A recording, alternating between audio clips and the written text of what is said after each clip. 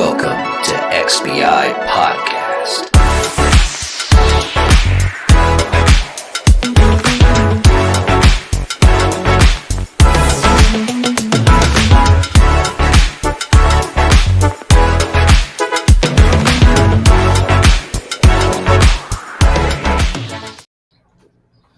Hello and welcome to Xbox International. We are in episode number 19.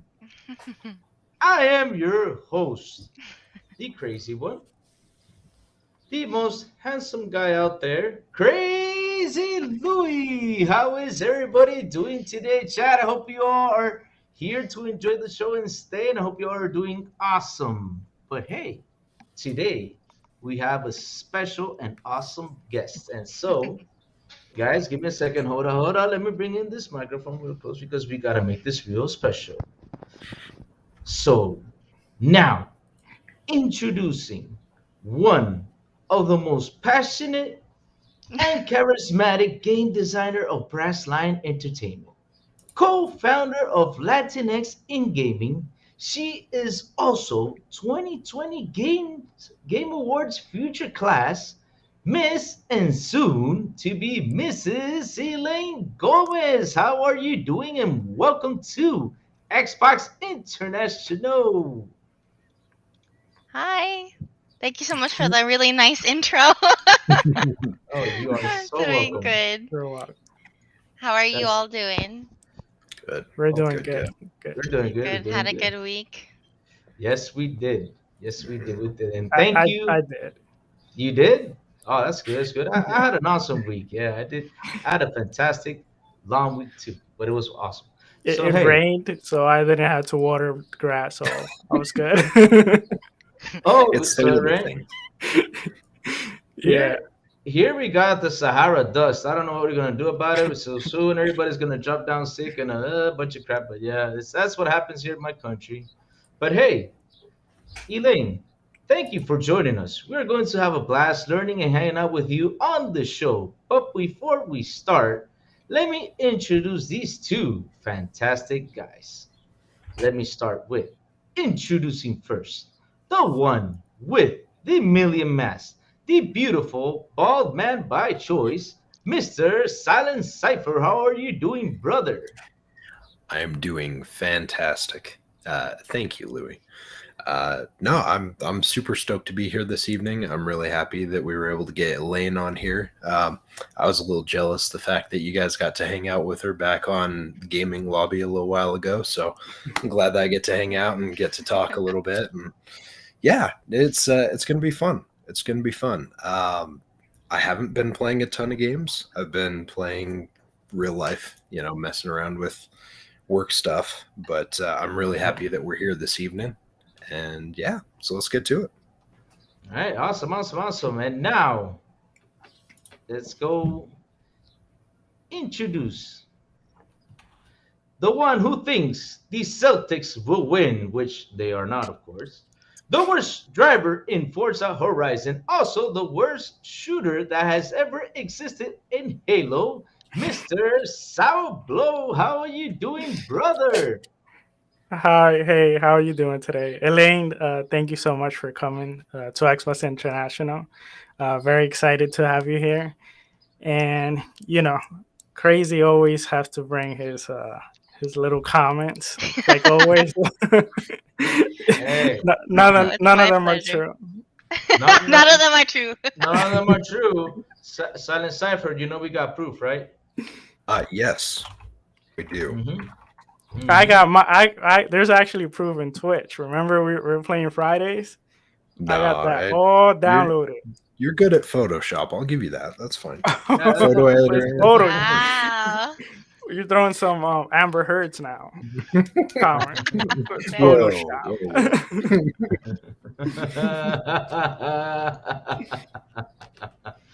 Oh man. Oh So well. wait. So anyway, let's start with the show. Elaine, we have this the Xbox International is themed on around a flight. because we go international. So before we start our flight, of course, we're gonna start with Silent Cipher, which will give us our in-flight passenger announcement. All right. So, ladies and gentlemen, Captain Sour has turned on the subscribe button.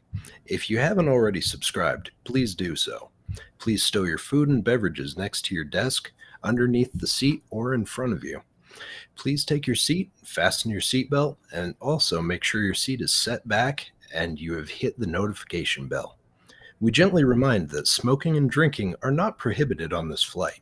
However, conversation about Star Citizen is strictly prohibited. If you have any questions about the flight today, please don't hesitate to ask one of our flight panelists. Thank you.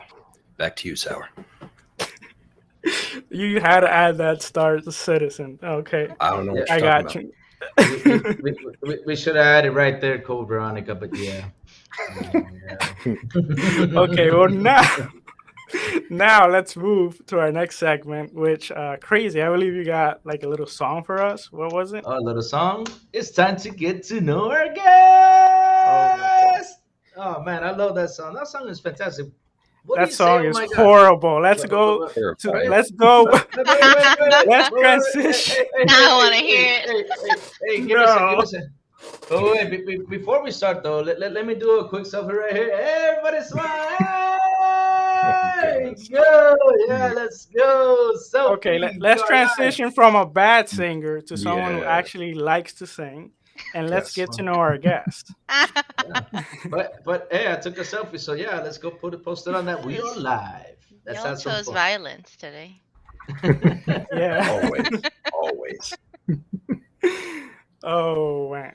Okay, well, some fun facts that we kind of recover from Elaine.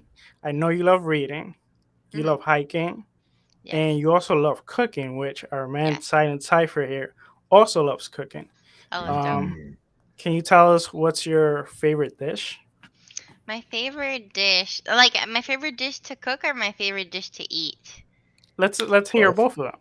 Okay, so my favorite thing to cook, I'm not gonna lie, I feel like I'm an old lady, but I love making a really nice hearty chicken soup. Oh Like wow. that's like my favorite thing to cook. Nice. And that's because I change it up every time. It's like whatever you got on hand, you just throw all the vegetables in there. My favorite thing to eat is still a soup. A good sancocho is my favorite thing to eat. Nice. Yeah. Yes. And I Oh. miss my grandma's sancocho very badly. That's like You know, the best one. You'll have to humor me a little bit because I don't know what's in that soup. We're trying to adopt him. Okay. He's still not Yeah. Latino. I'm- No We're way. trying to transition. I'm still a little green. Sancocho unfortunately. is like a beef stew. And Okay. it's very hearty. It has a lot of root vegetables. Some people even cut up corn on the cob pieces in it. Oh, okay. And you can put a lot of things in it. Every family has its own little recipe. Mhm. But yeah, that's how my grandma made it. And then you have to cook the meat in like a pressure cooker so that it tenderizes and it's not like super tough when you eat it. Right. So it's like very like it falls off the bone. It's like delicious. Go with So, some avocado you know- and rice. Yeah, So- you want to know something, Elaine? Though that's after a wedding, that is the best thing to have. After a Yeah. long wedding, yep, you gotta make a sancocho. If you did not have a sancocho after the wedding, then Wait It a wasn't a minute. wedding. When she gets married, she's not gonna be cooking. Come on. No way. No. I'm not saying I'm not saying it's gonna be cooking. I'm just giving an idea that after the party there should be a sancocho because that's Could be the best late thing. night snack. Yes, that would be the late night snack. Yes. Yeah. Oh, wow. A quick question for you, actually, about your chicken noodle soup. Do you have a preference between? Do you do chicken or beef? Or sorry, chicken stock or veg stock, broth? What do you prefer? Chicken Or do you stock. create the broth?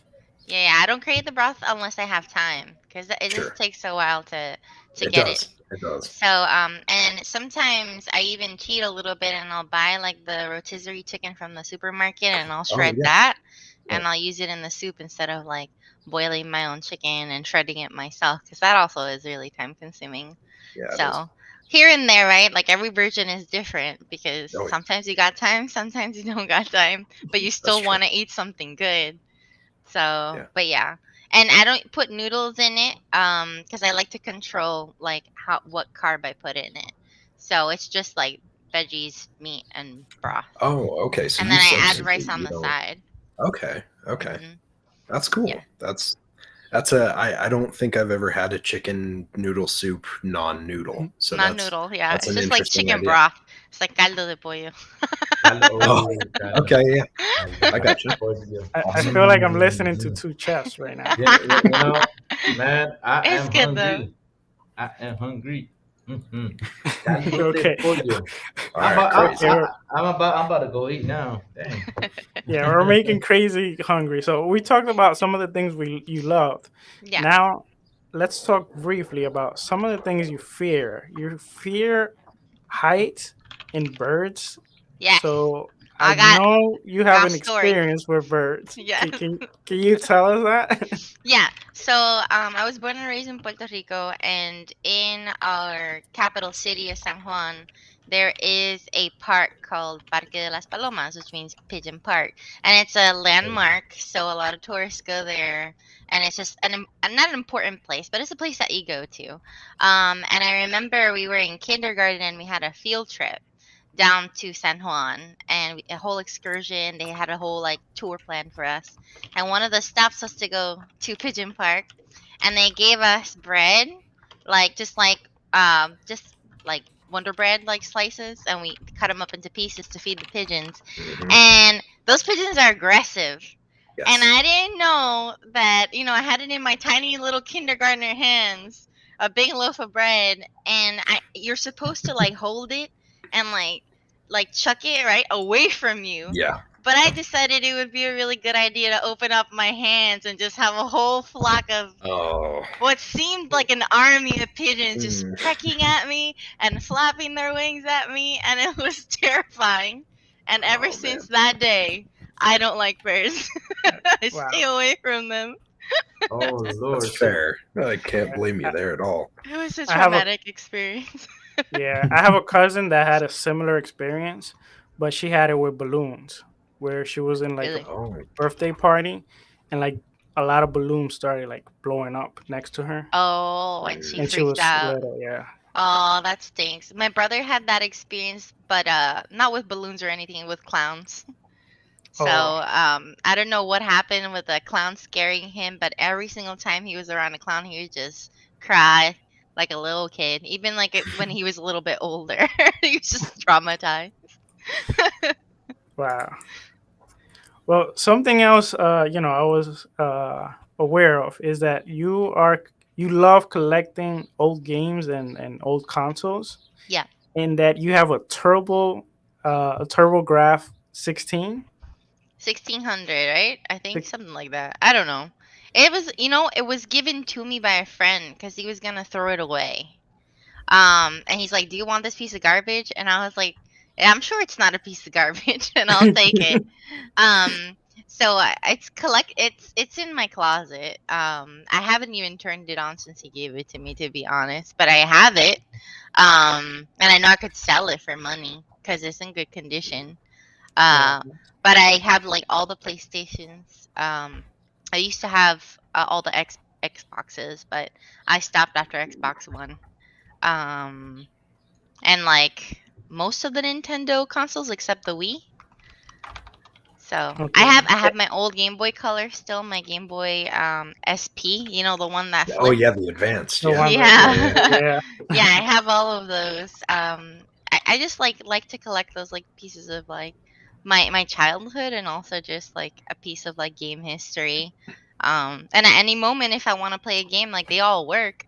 So Yeah. if I decide to like buy a game on Amazon or something, I can buy it and launch it and play it on the console. So it's nice to Nice. have. I still play like old school Mario Party, old school Mario Kart on my Nintendo 64. All my controllers work, so that's like really dope to have like my Yeah. brothers over and stuff, and sometimes we'll like launch the really old games. There's something like nostalgic about the old games. It doesn't compare to like the new stuff. You know what I mean? Yeah. Those original Mario parties were definitely the best ones too. Yes. Like the later ones were all right, but it was where it was at with those first ones. Yeah. I love it.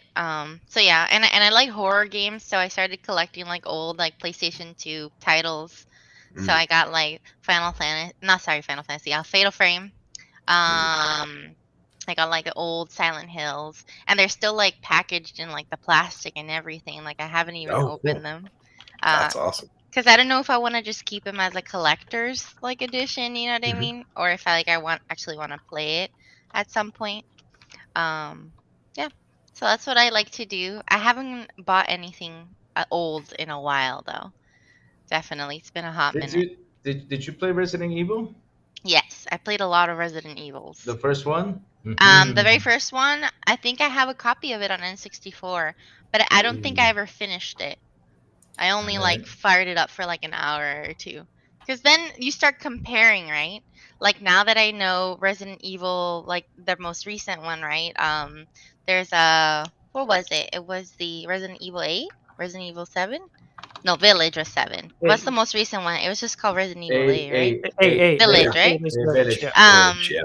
when you compare the graphics, then you're just like, oh, this is like blocky bullshit. Like the controllers suck. Like you start thinking about all that stuff. Yeah.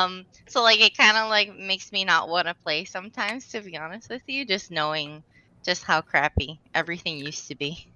So, Wondering Dutch in the chat actually brings up a really good point. He says, "What's your favorite horror game, and why is it Condemned? Did you ever play Condemned? No, I heard that game Oh was no, trash. no, Condemned is so good. You Oh, know, it's want to know so what good. my favorite horror game is?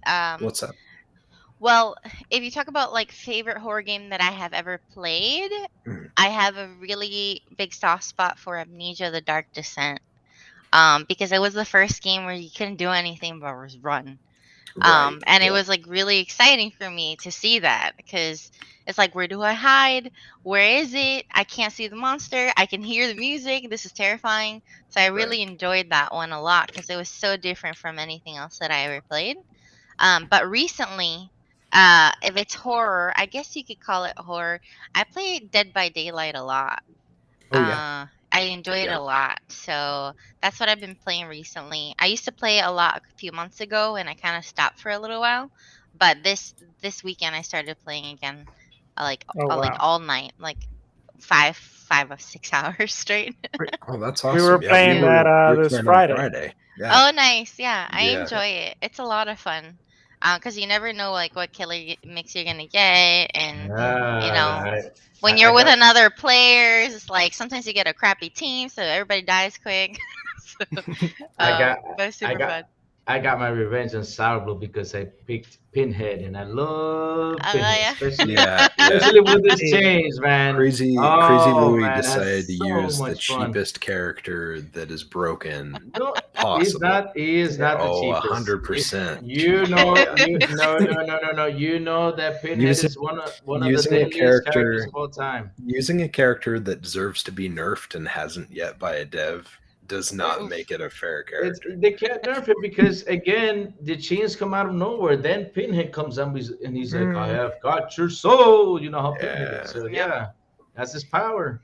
All you Yeah, gotta do is some run killers away. are annoying, and I would Yeah, definitely say he's the one of worst them. the worst I, Yeah. one is they didn't play with Amanda. Amanda is the one from the Saw. Saw.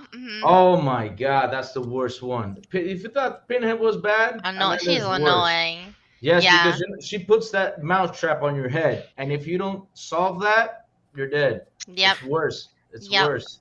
I oh had wow. some Pinhead, no. annoying killers. I don't like. I'm really bad at playing with like every time Freddy Krueger is on the map, I die pretty quick because he can just teleport wherever he wants. Oh, Oh yeah. So wow! it's Thank just you. like that sucks because I'll be doing like a generator and right behind me he's just right there. He just teleported there. It's like great. Yeah. And the doctor, you know the doctor. Oh, he drives you uh, crazy. He drives you yeah. insane.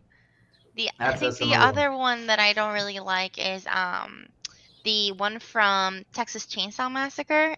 Oh Lord, Cause he just one shots you with Leatherface. a chainsaw. Like you're screwed if he gets you. That's it. So that really sucks too. See that? Yeah. Oh man. There's some of them that I really don't like, and it's just like, you know what? I give up. I'm not even gonna try this round. Maybe next time. But I enjoy it. I'm not saying that I'm good at it. Like, I wouldn't say I'm good at the game, but I enjoy playing it a lot. It's fun. It's fun, especially when you play it like with more people Yeah, together, like in a group. It's yeah. definitely With your friends is fun, definitely. yeah. Now let me ask you this: what got you into? We know a bit about now we know a bit about what games you like, but what game got you into gaming, or what console, or if it was a little bit of both? What got you into games at in general? So, like, my very first console that we owned at my house was an N64, and it was mainly because my father didn't want us to waste our time like playing games. So Yeah. he like waited a long time to buy us something, and he finally caved. So the very very first game that I remember like falling in love with, I was like, wow, this is incredible, was Legend of Zelda: Ocarina of Time. Because I never played a game that was so long like that, because I didn't have access to any other consoles. So I'm sure I could have enjoyed another game in What, another console, but I what was didn't it? have it. What was the famous flute song? Doo-doo-doo-doo-doo-doo-doo. I forgot the famous flute song. You had to What? play Which the. one? There's a lot of them. Oh my God! Yes, yes, yes, There's yes. a That few was. of them. Yeah. Yeah, but I absolutely love that game so much. And to this day, even as a game designer, like I reference a few things from that because they became like standard in a lot of action, adventure, and RPG games. So I reference that a lot, and I reference, of course, Breath of the Wild because it adopted a lot of those things. But I remember that was the very first game, and obviously the very first console because it's the one I had. But I remember when the Dreamcast came out, I was blown away by it, but my uncle had it. So it's like I had to go visit my uncle in order to play the Dreamcast. But Oh, Crazy Taxi, Soul Calibur, all those games when they first came out, I was like, this is amazing. But Soul I didn't have Calibur. it at home. Oh man. Um, Oh, well, speaking of games, you know, you got the game that actually got you into gaming, but Silent, you want to ask her our capsule question? Yeah, yeah. So we're gonna change it up on you and do a little bit of kind of like a just a fake scenario. Okay. But bear with me here, right? Okay. So the Earth Historical Preservation Foundation has chosen you to pick 3 games that will go into space in a time capsule as a means of introducing other life forms to our planet. What 3 games would you choose and why? Ooh, Wow. That's a tough one, and nobody has ever asked me that. So Awesome. I'm gonna have to think. I mean, hands down, Legends of Zelda: Ocarina of Time has to be there.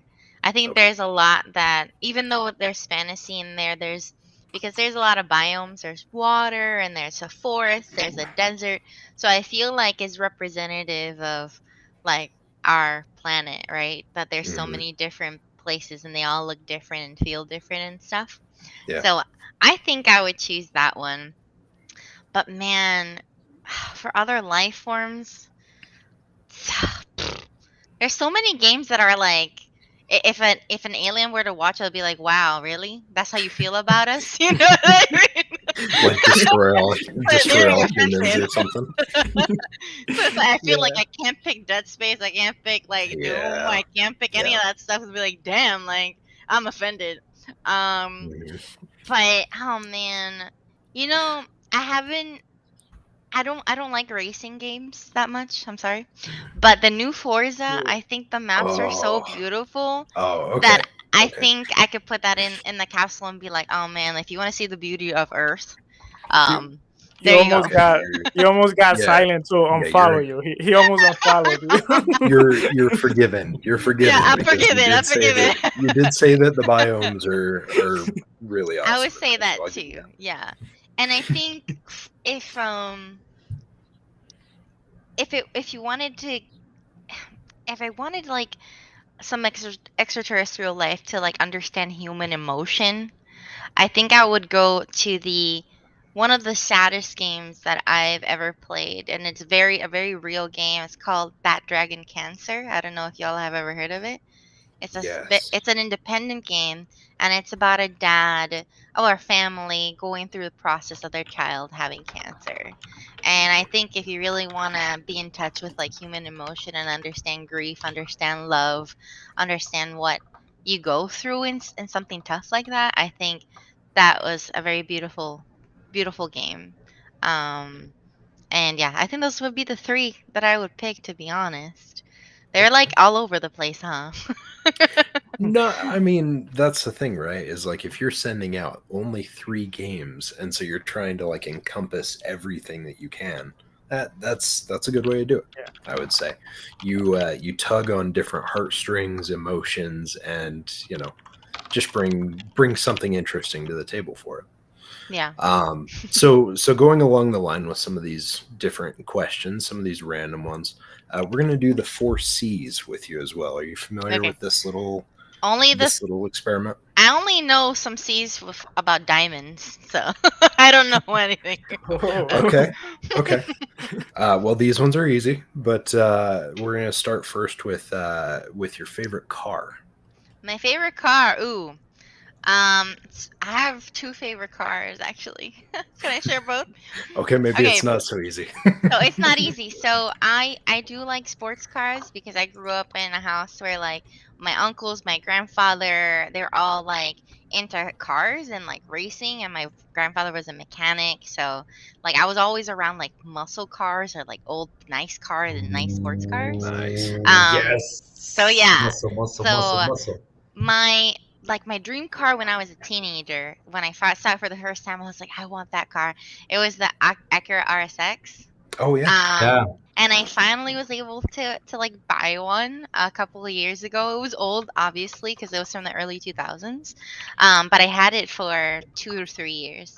Nice. And I really love that car. It's a beautiful car. It's sleek. So that's like my favorite car. It's like my dream car since I was a little kid. Now my dream car, it's a Porsche Cayenne.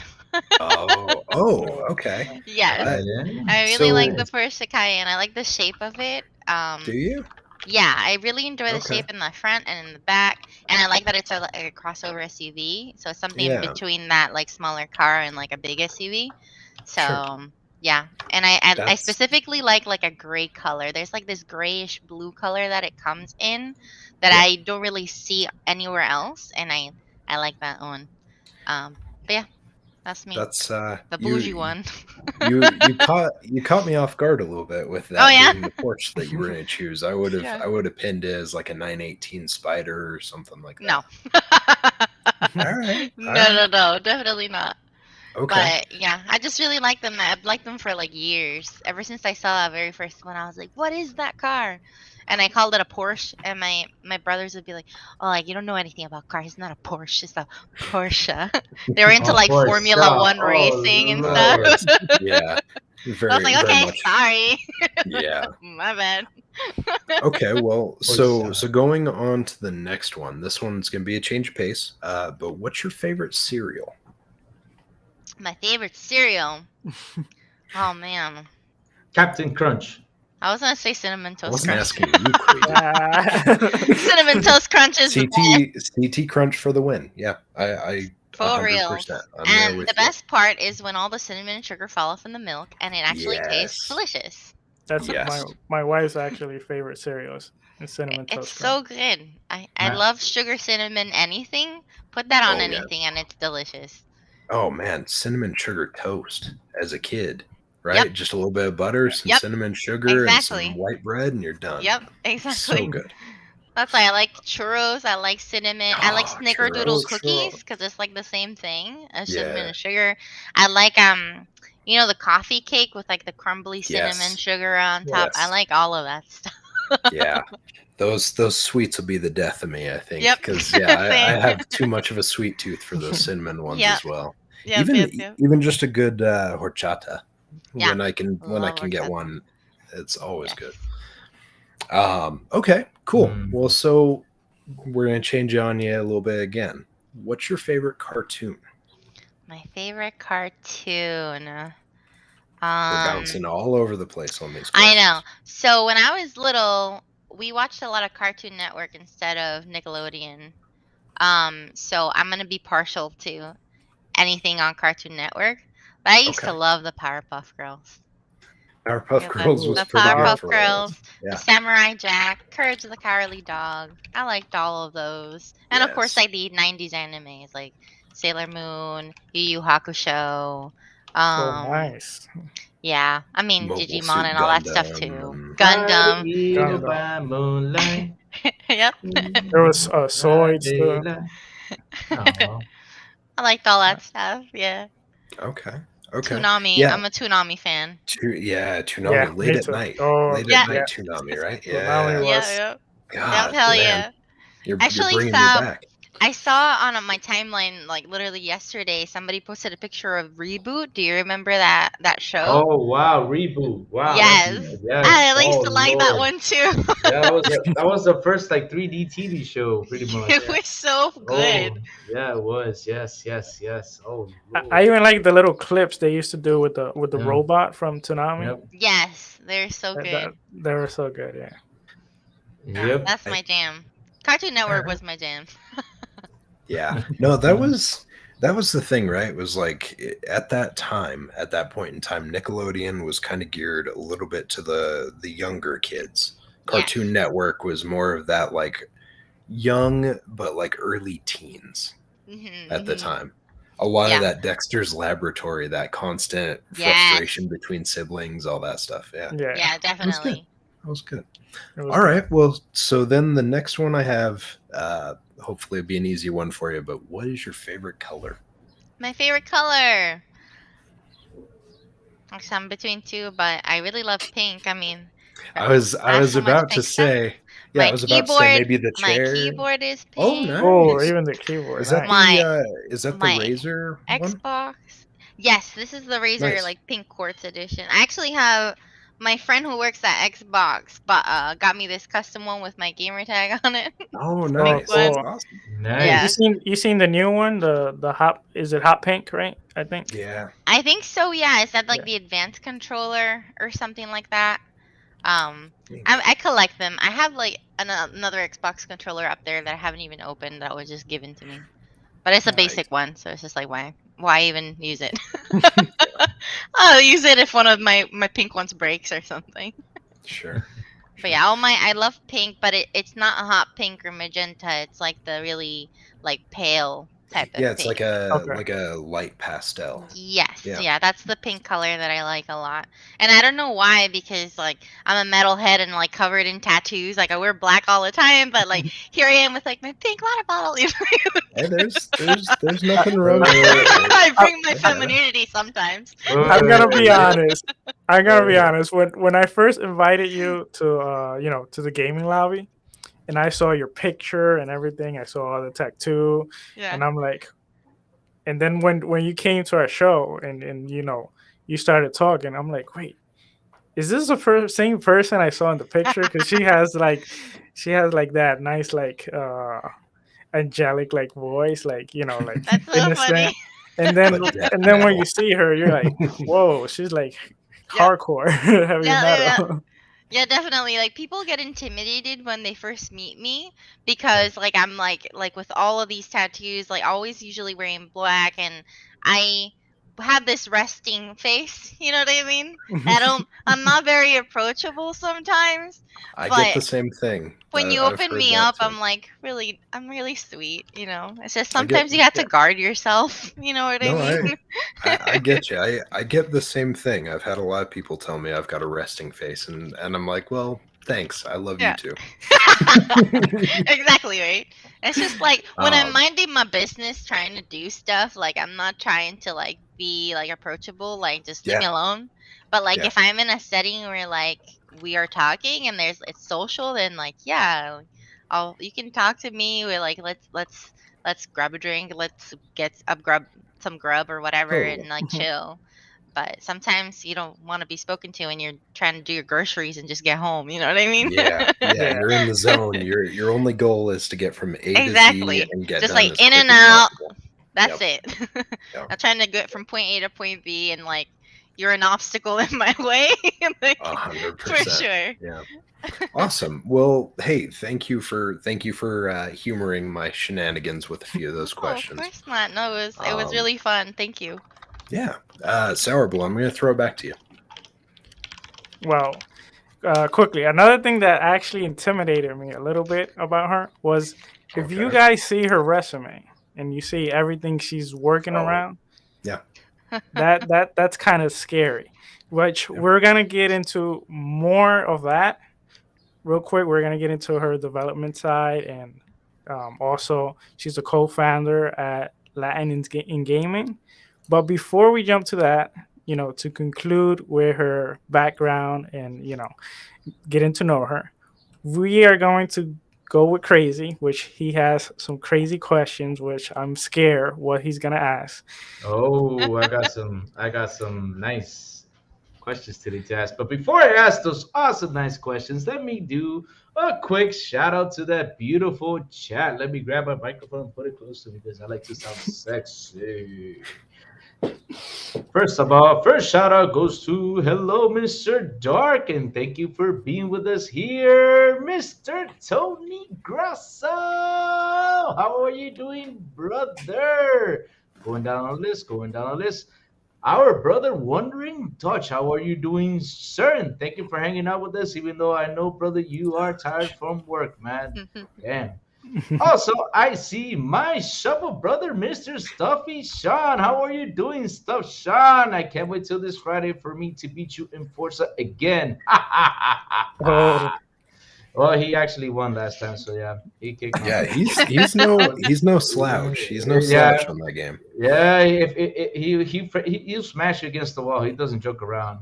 Yeah. Also, look who's here. Olivo, mi hermano Olivo. How are you doing, brother? Let me see. Let me keep on going down to this back from the dead. Hello, brother, and happy to see you here.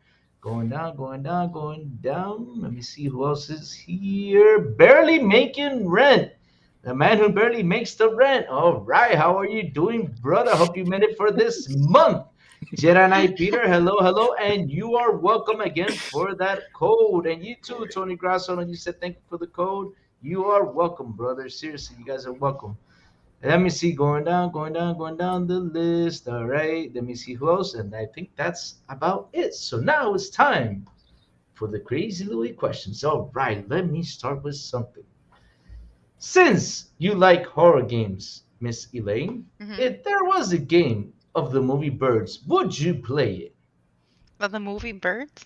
Yes. Probably not. Oh.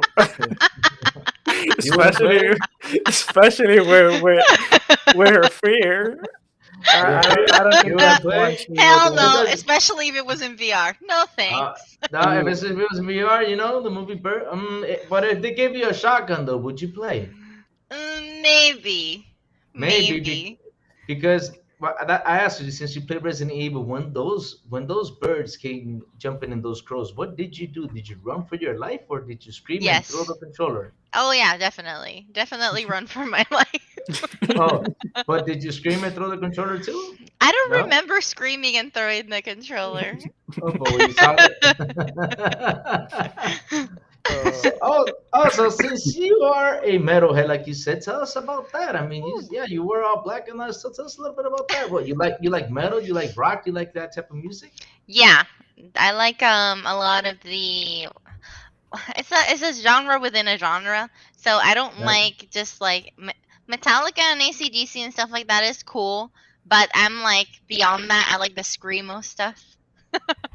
Oh What? wow. So the Okay. Wow. yeah, I like that stuff. Oh, you like Slipknot? Not quite Slipknot. It's harder than Slipknot. Slipknot's kind of soft Whoa. for me. Oh. What? Yeah, Wow. yeah. Okay. Wow. Okay. Wow. Okay. I see. See, Yeah. you know what? You know what that reminded me real quick. I think it's American Got Talent. There was this little Uh-huh. girl. Oh That she yeah. stepped. You saw it. She stepped Yeah. into the, and she was like all sweet and nice Did- and little. And then when she started Did her opening, she started. Did you Everyone was like, "Whoa!" Love did you it. guys see the grandpa that was like 11D? He was on there also. And he comes over and he's just like, oh, I like to sing. And all of a sudden he busts out, let the bodies hit the floor. Oh my Oh, god. Oh man, He was- oh. I miss. Was he I gotta good look for though? that. Was it good? I miss. No. Oh, It was entertaining. I'll give him that, but my Okay. goodness, like you would Oh, man. not have expected that. I at all. miss Yeah. I miss Drowning Pool so much. That was such a good song, man. And damn, the guy had to die. Damn. Oh, Yeah. no. Yeah, but like that's Also, I've liked that stuff since I was like 12, 13 years old. Oh, really? Yeah.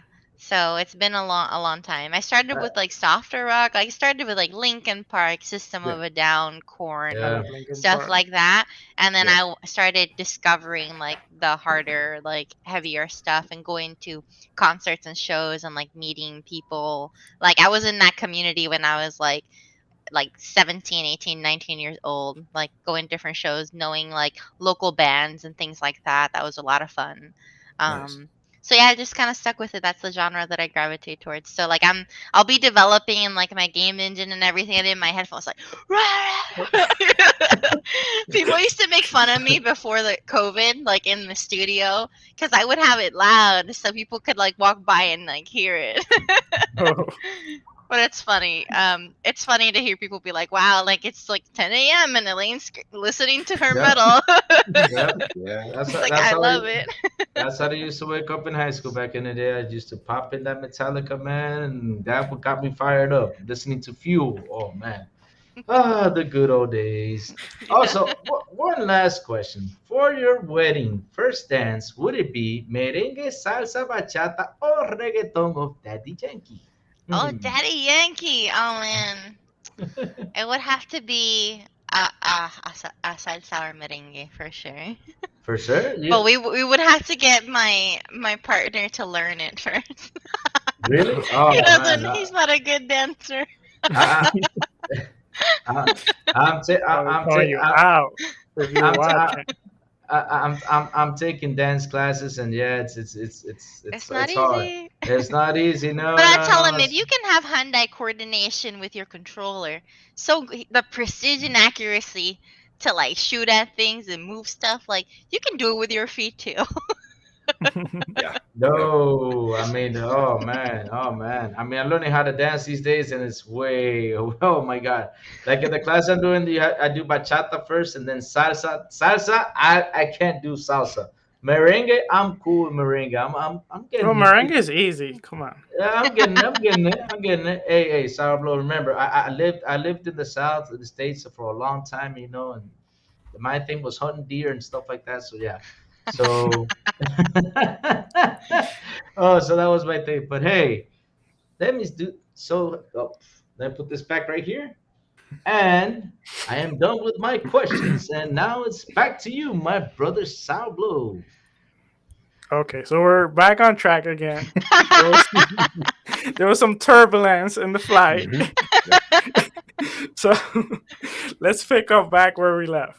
So, quick question, Elaine. Like, Mhm. now that we know a little bit about your background and your gaming, how did you transition from being a gamer to working in video games?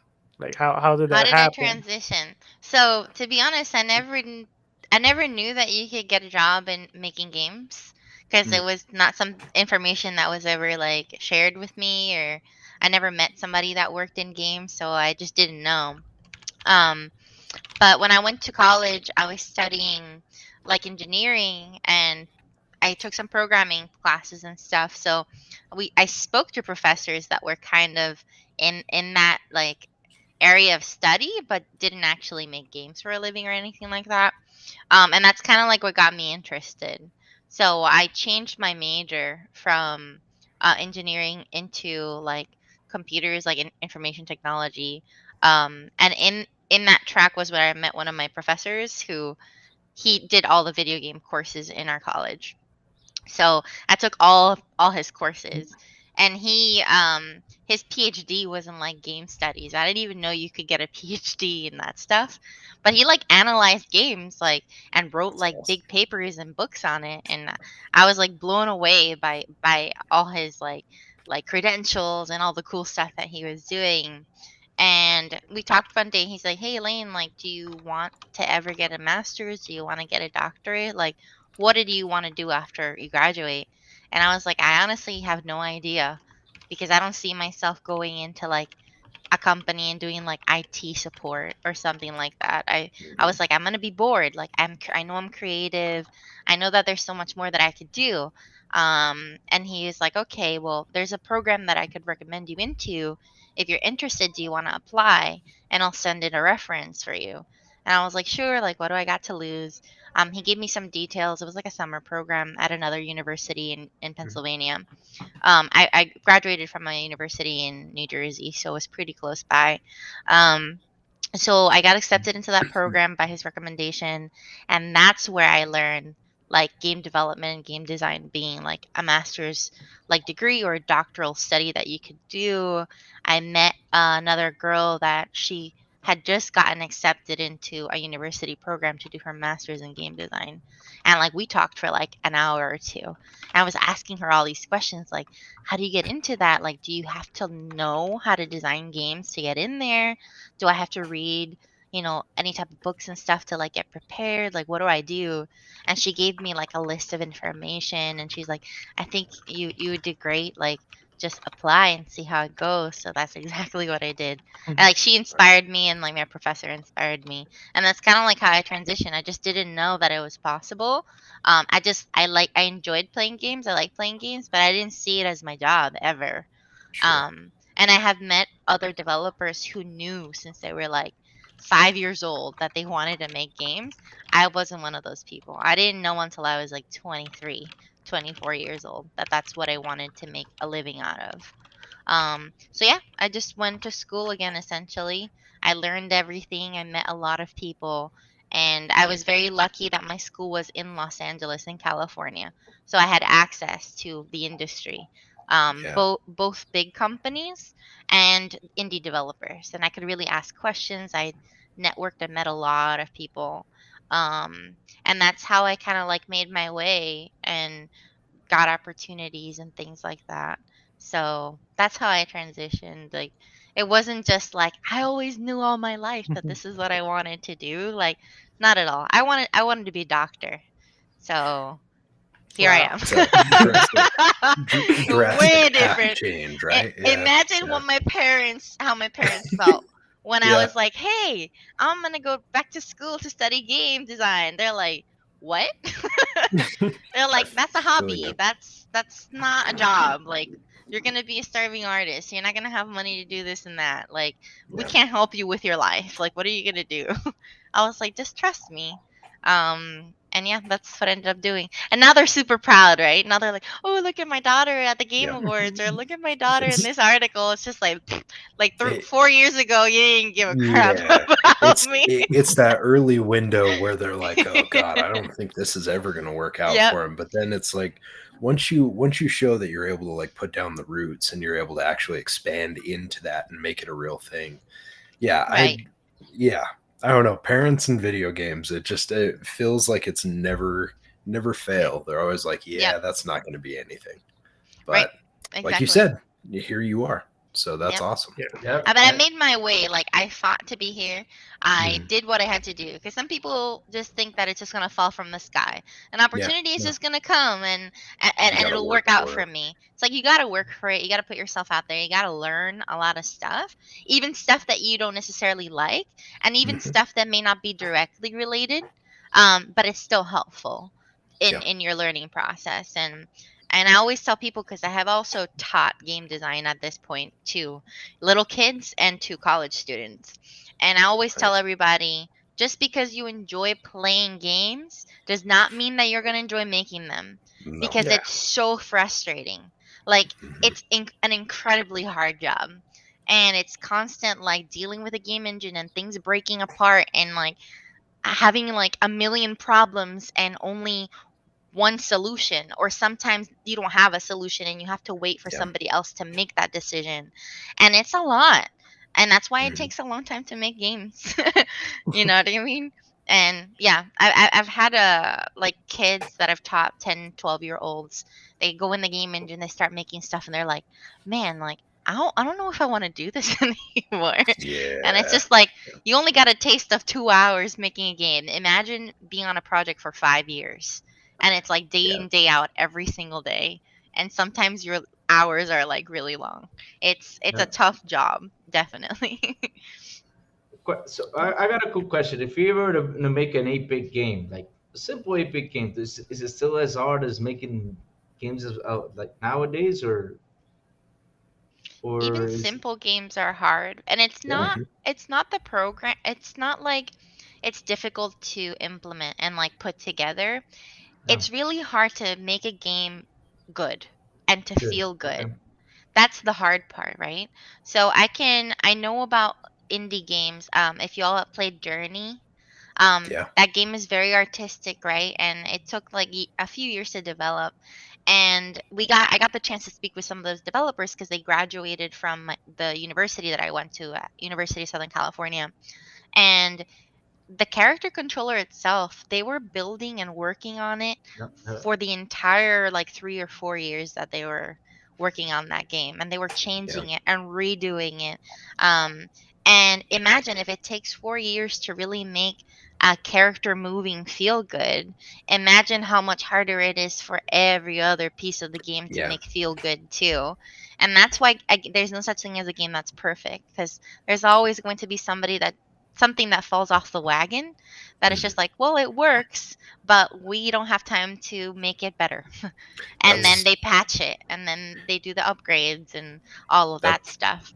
That's why so many people end up going with pre-built engines, like ones that have a solid foundation already, like Exactly. Unreal Engine and Hmm. stuff like that, because it's creating one in-house for stuff like that. Yeah, it's a Hmm. simple, like even Gravity in a Hmm. game. Like I haven't done stuff like that myself, but I have some friends that are game devs, Hmm. and they always say like even stuff as simple as clipping, Yep. it is a nightmare Hmm. sometimes. Like or even just if you're putting in like volumetric lighting or dynamic lighting and Hmm. stuff, if you catch something just right, it's like on Friday the 13th. Sometimes you'll go by like the fireplace, and all of a sudden the system stops working properly, and you're just blinded and you can't see Mm. anything else that's going on if you're looking by the fireplace. And Yeah. it's just something as simple as like, even when you think you've got it fixed, yep, Hmm. you Yeah. tweak something else and it throws another system out of the works completely. Yeah. I always I get upset when people play a game or they see a trailer for a game Mhm. and they see like a character n- going through like grass or a bush or something like that. It's like, oh, the bush and the grass didn't Yeah, react to them. it's Like that is such garbage hard. graphics. I Yeah, was like, let me let you know that in order to do that, you need to know some math. Like yeah, there's some math equations that go yep, behind the scenes for the art, and there's something called shaders that like deal with the art and how like it looks and it mhm, renders using like the graphics card. Like there's expert people who deal with that stuff. Not every studio has the resources to hire those no, people who are experts in those things. no, And like when you look at it, what's the priority of a bush reacting to me walking on it instead of having a good character controller? You know what yeah, I mean? Yeah. yeah, So it's just like there's priorities here, and sometimes these things are not that important.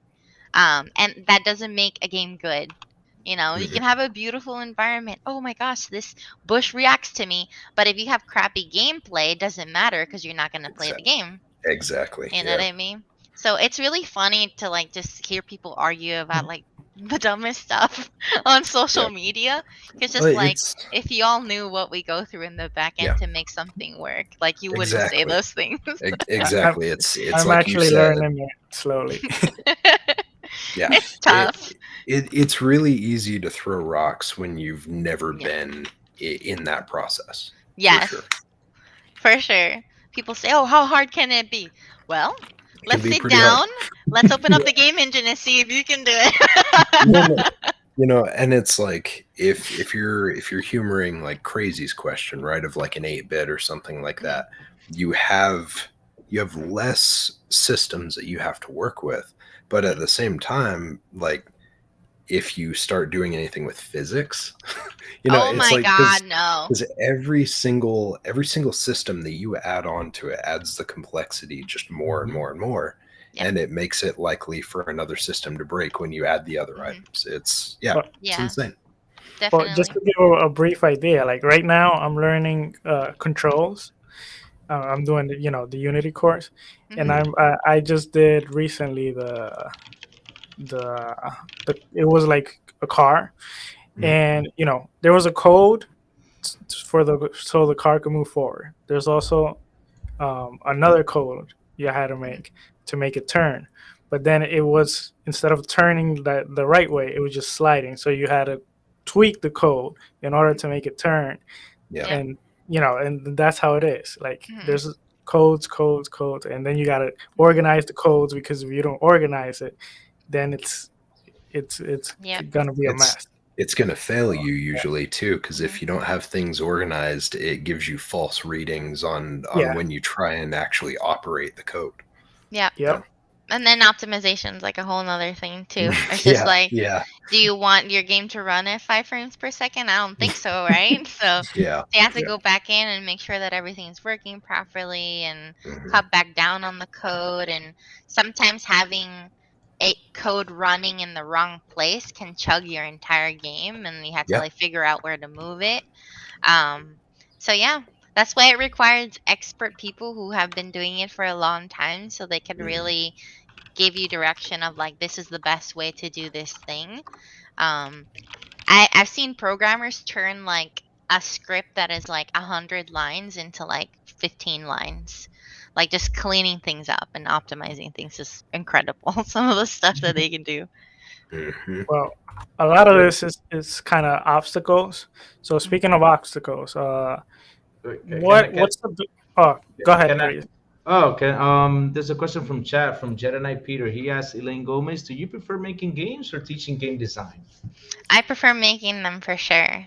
Yeah, I love teaching if the person that I'm teaching to really wants to learn it. Because I've had instances where like they just don't care. You know what I Oh, mean? right. But I enjoy making them a lot because I feel like I'm learning more. So it's like every time I make something, whether it's like a game jam, something tiny, or working at my job, making something really big, every day I'm learning something new and I get better and better as a designer every day. So I really love making games, but it comes at a price because now that I know all the stuff behind the scenes and there's so much vocabulary and knowledge that I have, it's harder for me to enjoy a game because now whatever game I play, I'm always like You're critiquing evaluating it. it. Yeah, I was like, yeah. why is this user experience this way? Why did they put Mhm. this here? Like, why isn't the UI bigger and all Yeah. this stuff? Like me and my partner do that all the time. It's really hard to just enjoy games sometimes. Mhm. It's like this is designed so poorly. Oh my god, this character controller is so slow. So yeah. Yeah. Yeah. Well, speaking of that, the obstacles. You're Latina. Hmm. You're also female. Um, what are some of the obstacles that you have ran into, like personally, besides not coding or anything like that? But what Hmm. are some of the obstacles that has that you have gotten in the industry because of maybe because you're Latina or Latin, or maybe because you're female? There's a lot of things that have happened to me. But I would say that the biggest ones that people take advantage of my kindness. Mhm. They think that they can just talk over me. They think that they can borrow an idea that I made and make it off as their own. I've had that happen to me a lot. I've had people disrespect me in the meeting in front of everybody else, Mhm. like raising their voice at me very unprofessionally because I'm calling out something that they are not doing well. And it's not in a way that you're, putting somebody down. Like in the games industry, when you're working on a team, the best way that we can iterate and make something better is by critiquing each other's work. We give feedback, right? Right. And some people don't like feedback. They Yep. don't want to be told that the design that they made has a few flaws here and there, and it could be bettered if we do XYZ. They don't like to be told, "Hey, have you thought about doing this other thing maybe, or have you considered using this game as a reference?" Like, they don't like that. And I had a tough time in some teams navigating that space, and it's always with older men because they see me that I'm young. Like, I'm literally graduated out of school. Like, I have a master's degree in this stuff. Like, I learned and I put my time, right? And I'm young and I look like a girl because I'm short. I'm like 5 feet.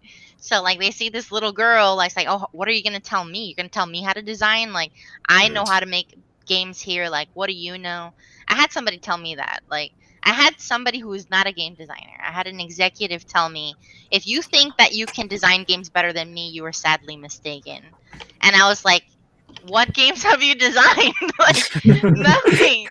I didn't say that, right? Of course, but Yeah. it's like Yeah. very disrespectful just because I look younger, or like I look like I don't have experience, right? But I'm very knowledgeable because I read the books. I studied with like important people, I connected with people. I play a lot of games, so I have a lot of references. So it's like the disrespect really sucks sometimes. And that's something that it's hard to put your foot down and tell somebody, "Hey, the way that you spoke to me is not okay, and I don't like that. So if we're going to be on this team and we're going to work together, you have to respect me the way that I respect you." And I always ask people, "Have you ever heard me speak to you in that way? Have I ever responded to you or asked you a question in that way?" And they always say no. And then I can use that against them and be like, "Well, in the same way that you have never heard me speak to you that way, I don't want to be spoken to that way." Yeah. And I've had private conversations with a lot of my coworkers when it comes to tone and communicating with people. Because guys y'all can get really emotional. Like, you tell Yeah. us that we're emotional, Yeah. but y'all get very heated. I There, can be like, yeah. "Okay, calm down." Like, There's mm, there's a lot. I can speak for us for sure when I say there's a lot of us guys that do not like to be wrong. yeah, It's unfortunate. It's unfortunate, right? Because like yeah, sometimes if you're in the wrong, just own it, right? Just yeah. take the And L, deal with it, and move it's forward. not bad that you didn't do something right. No, You don't no, have to do something we're human. perfect every single time. And Yeah, I always yeah, tell my mentees, because I mentor as well, like in my free time, and I always tell them, society has like made you think that failing is a bad thing. yeah, But yeah, I always tell them, if you never failed at anything, how would you be successful? You wouldn't know what it's like to, pick yourself back up again. You wouldn't know yeah. what it means to go back and try again and learn new things to get better. Like, that's the pathway to success, is a bunch of failures. Yeah. You can look at all these billionaires and like millionaires in the world, people with businesses, successful studios and games. How many bad businesses and bankruptcies and bad games did all those people make to get where they are at? A You know, ton. a ton, If right? Nobody if makes they like the perfect game or the perfect big business in one shot unless you have a family that financially supports you to do that, right? yeah, I got no that's money. that's what I was gonna say, right? Is like if you're doing it right, if you're getting to where you are the right way, you've had a lot of failures, you've had Exactly. successes. If daddy paid for your way, well, that's a different story. And Yeah. unfortunately, that's probably what you deal with a lot, right? Is Yeah, people definitely. who just have not seen how the real world works when it Right. comes to stuff like that. Or people who have gotten very lucky in getting Yeah. a job opportunity Yeah. through a friend or through a Yeah. family Had the member. right connection. Exactly. Or even back in the day, like I could say 20, 30 years ago in the games industry, you didn't need a degree to Mm-mm. get in. You didn't need to learn anything about game design to be a game designer. Like, you could literally just come in. But Yeah. now things have become so like it's become so competitive that now that there are game programs and you can get a degree for that, and people release games and they become like famous making games on their own. Now that the competition is like really tough, so when a company looks at your resume and they see, okay, you released a game, like you know what it's like to be on a team and work with other people, versus, oh, you have zero experience and you only enjoy games, whose resume are they going to pick? You know what I mean? Yeah. It's just different. The way that things were 20, 30 years ago with all these guys that I used to work with, it's different. It was like the Wild West for them at that Definitely. point. It Yeah, it yeah. literally, like, you didn't have a bunch of people that knew the business necessarily. Like, hmm it was very much the Wild West, and you had people doing it in their garages, in their basement, stuff Yep, like that. But it wasn't like organized like it is now. definitely. Exactly, yeah. But I could say there's no way that I would have become a game designer if I didn't study it. Yeah. Like there's no way now to do that unless I like learned how to make games by myself and Mhm. had a portfolio of games that I released where Yeah. I had like hands-on experience doing it instead of going to school and learning it. It's too specialized to just jump in, Yeah. unless again, like we were talking about, right, unless you start at the very ground level and you do QA and stuff like that. Exactly, yeah. But even then, you still have to work your way to it. Like, you can't just Exactly. jump in and be like, I'm going to create your next game. You have Exactly, to make right? your way there. Yeah. Yeah. And even like now being, having a job, like you think about, well, how do I climb the ladder of leadership, right? Mhm. So who's going to support me and cheer me on if I want to get promoted and eventually become a director, right? Mhm. Like how many women directors are out there in the games industry? Like I can probably pick Not two a or lot. three. Yeah. There's not a lot. And how many of them are Latinas? I don't know anyone. Even less. Yeah. Yeah, I don't If know a any. single person that I can look up to and be like, I want to be like her. Like, she's the Yeah. one that I want to emulate. Like, the way that she treats people, the way that she handles her studio. Like, if I can be like the first Puerto Rican like game design director at a big AAA company, like, I would love that. That'd be awesome. Because That'll I be would I awesome. would want other women who are Latinas to be like, yeah, like Elaine did it. Like it must like maybe I can connect with her and she can tell me how she what she experienced, like Yeah. what she went through. Maybe she can give me a reference, right? You could be that role model for the next future Exactly. class, Yeah. which would be really awesome. Exactly.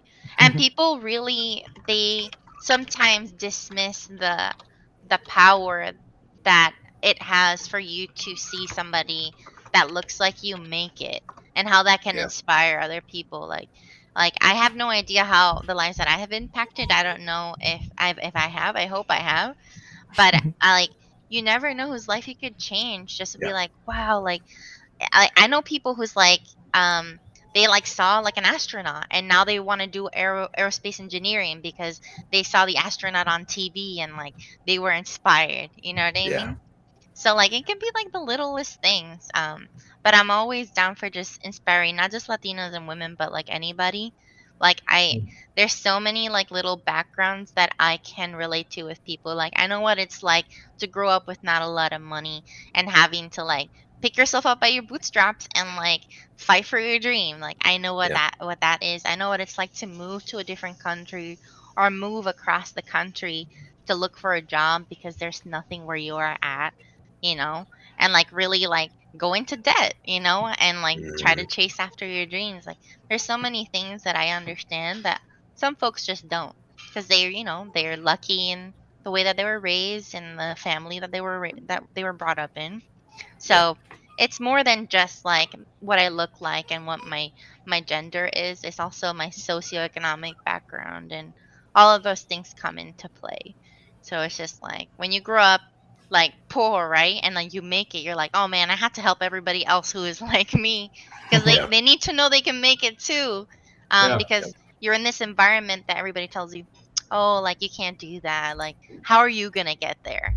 There's like a lot of discouragement. Yeah. So it's just like I'm not gonna listen to that. If I need to get a student loan, I will, and that's what I did, right? Because my parents couldn't afford to help me with school. It's Um, expensive. yeah, it was very Yeah. expensive. Yep. Speaking about helping, you have well, you and many other Latinos has co-founded Latinos in Gaming. Can you Yes. tell us what is exactly Latinos in Gaming and what do you do there?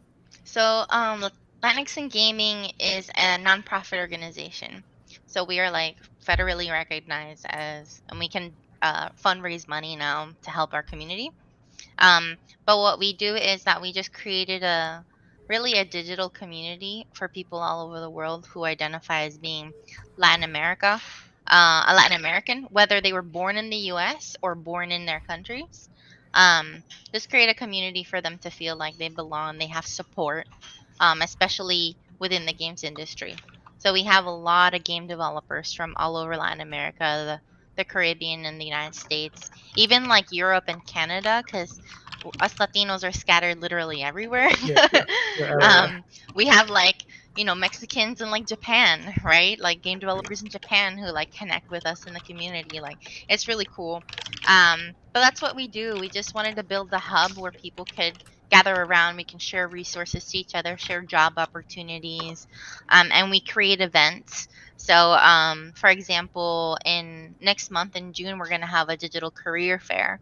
So we were able to get sponsorship for a lot of companies, and they're going to bring in their recruiters and help people with their resumes, like reviewing the resumes, reviewing the portfolios, and Mhm. hopefully we'll get some of our community members hired in the games industry. So that's really all we want to do. It's like our way of giving back, because when we all started, all the co-founders, we didn't see anything like that, a Mm. community where we could get help or that could uplift us and or anything like that. So since we didn't see anything, we decided to make it up ourselves. Um, and yeah, it's been growing a lot. We've been getting a lot of support, which is really great because we started from nothing, like negative money in our bank accounts. Like we didn't have That's anything. impressive, then. Yeah, yeah, That's yeah. Yeah, awesome. I got a special petition for Latin in Yeah. Gaming. It's a little bit selfish though. Um, I wa- I want Yes. some sort of help for someone that is currently working, has little time, but wants to get into gaming and Mhm. also have kids. So they have little time, Yeah. little resources, but yet they still want to get involved into gaming. Do Okay. you have anything planned for, or have you done anything specifically, any program, or? We haven't done anything like specifically targeted for something like that, but in our Discord server, we do have a channel that is for folks who have like kids and families who are in the industry. So maybe Oh, that would be nice. a good place to connect. And it depends what they want to do too, in the Okay. industry, whether they want to do content creation, journalism, game development. There's a lot of options. But yeah, I would start there because there's some folks in there who like know about all that stuff. I don't have kids or anything like that, so like I wouldn't give good advice when it comes to that. But I'm sure That's it's fine. like tough. I'm sure it's tough as an adult to just do any hobby, Yeah. um, like outside of your work because you're just tired. Like, who wants to work Mhm. after work? Yeah. That's like Yeah. literally how it is, right? Yeah. Yeah. Okay. Well, That's before we move to the gaming news, we're gonna move to the last part of Elaine, but this is kind of a little bit of a mix. It's kind of a news, but at the same time, it's part of where Elaine works right now. And I gotta say, starting with when Elaine went to Gaming Lobby, when she mentioned her project, which we just talked about, Latin Engagement, I was very surprised that her current company actually allow her to do this, which is great that a company, Mhm. it's allowing you to Yeah. do your, side projects on the side. And it's super awesome. And recently they actually were awarded. They won industry best place to work 2022 award, Mhm. and it's an outstanding accomplishment achievement as a collective by putting the human at the forefront. And we're speaking about Brass Lion Entertainment, which Elaine is currently you're a game designer or Yes, game designer. a game designer. Can you talk to us about what you felt when when you got the news that your company won this award? Like, what Oh, was it, your it reaction? was so exciting. We watched the stream because they did a live stream to announce all the winners. So we got on a big Zoom call to watch it together to see if we won it, and that was like really exciting. Everybody Wow. was like cheering and stuff. Um, but yeah, like it was very well deserved. I mean, our workplace is awesome. Um, we went to Miami for a company paid trip. Like they paid for everything, the hotel, the flights, everything. And we hung out in Miami for like 3 days to do like team building, which was really neat. Yeah, I Awesome. saw the pictures, and I Yes. was actually at work when I saw the pictures. I was like, why can't Yeah. I do that, man? It was so Yeah. cool. It was really neat, but they care about us as people, and that's just really nice, you know. Like, Mhm. people take mental health days because there's a lot going on in the world right now, and people, Yeah. Yeah. it's still the pandemic. And we can take mental health days, whenever we need them, and nobody questions us like, why did you take a mental health day and stuff like that. They encourage us to take our vacations and let us know if like there's anything that's overwhelming us so that we can cut back and figure out how we can do good work but also feel good, outside of work. So that's great. They have given us free COVID tests, and we can just order them through the work. We don't have to pay for that stuff. Breastline also pays 100% for our medical care as well. We don't Wow. pay for that either. That's Um, awesome. yeah, and we get Yeah. we get a summer break. So there's a week in June where it's a whole studio wide vacation week, for us to take off, and for the holidays and Christmas time we get 2 weeks as well. Company paid holiday. We don't have to take personal time off or vacation days to do Do, it. do, So do you guys? I mean, I know I'm just learning Unity right now, but do you guys? I can clean. I can cook. You guys got any any other spots available? we are hiring. So look at our website and our Oh, careers page.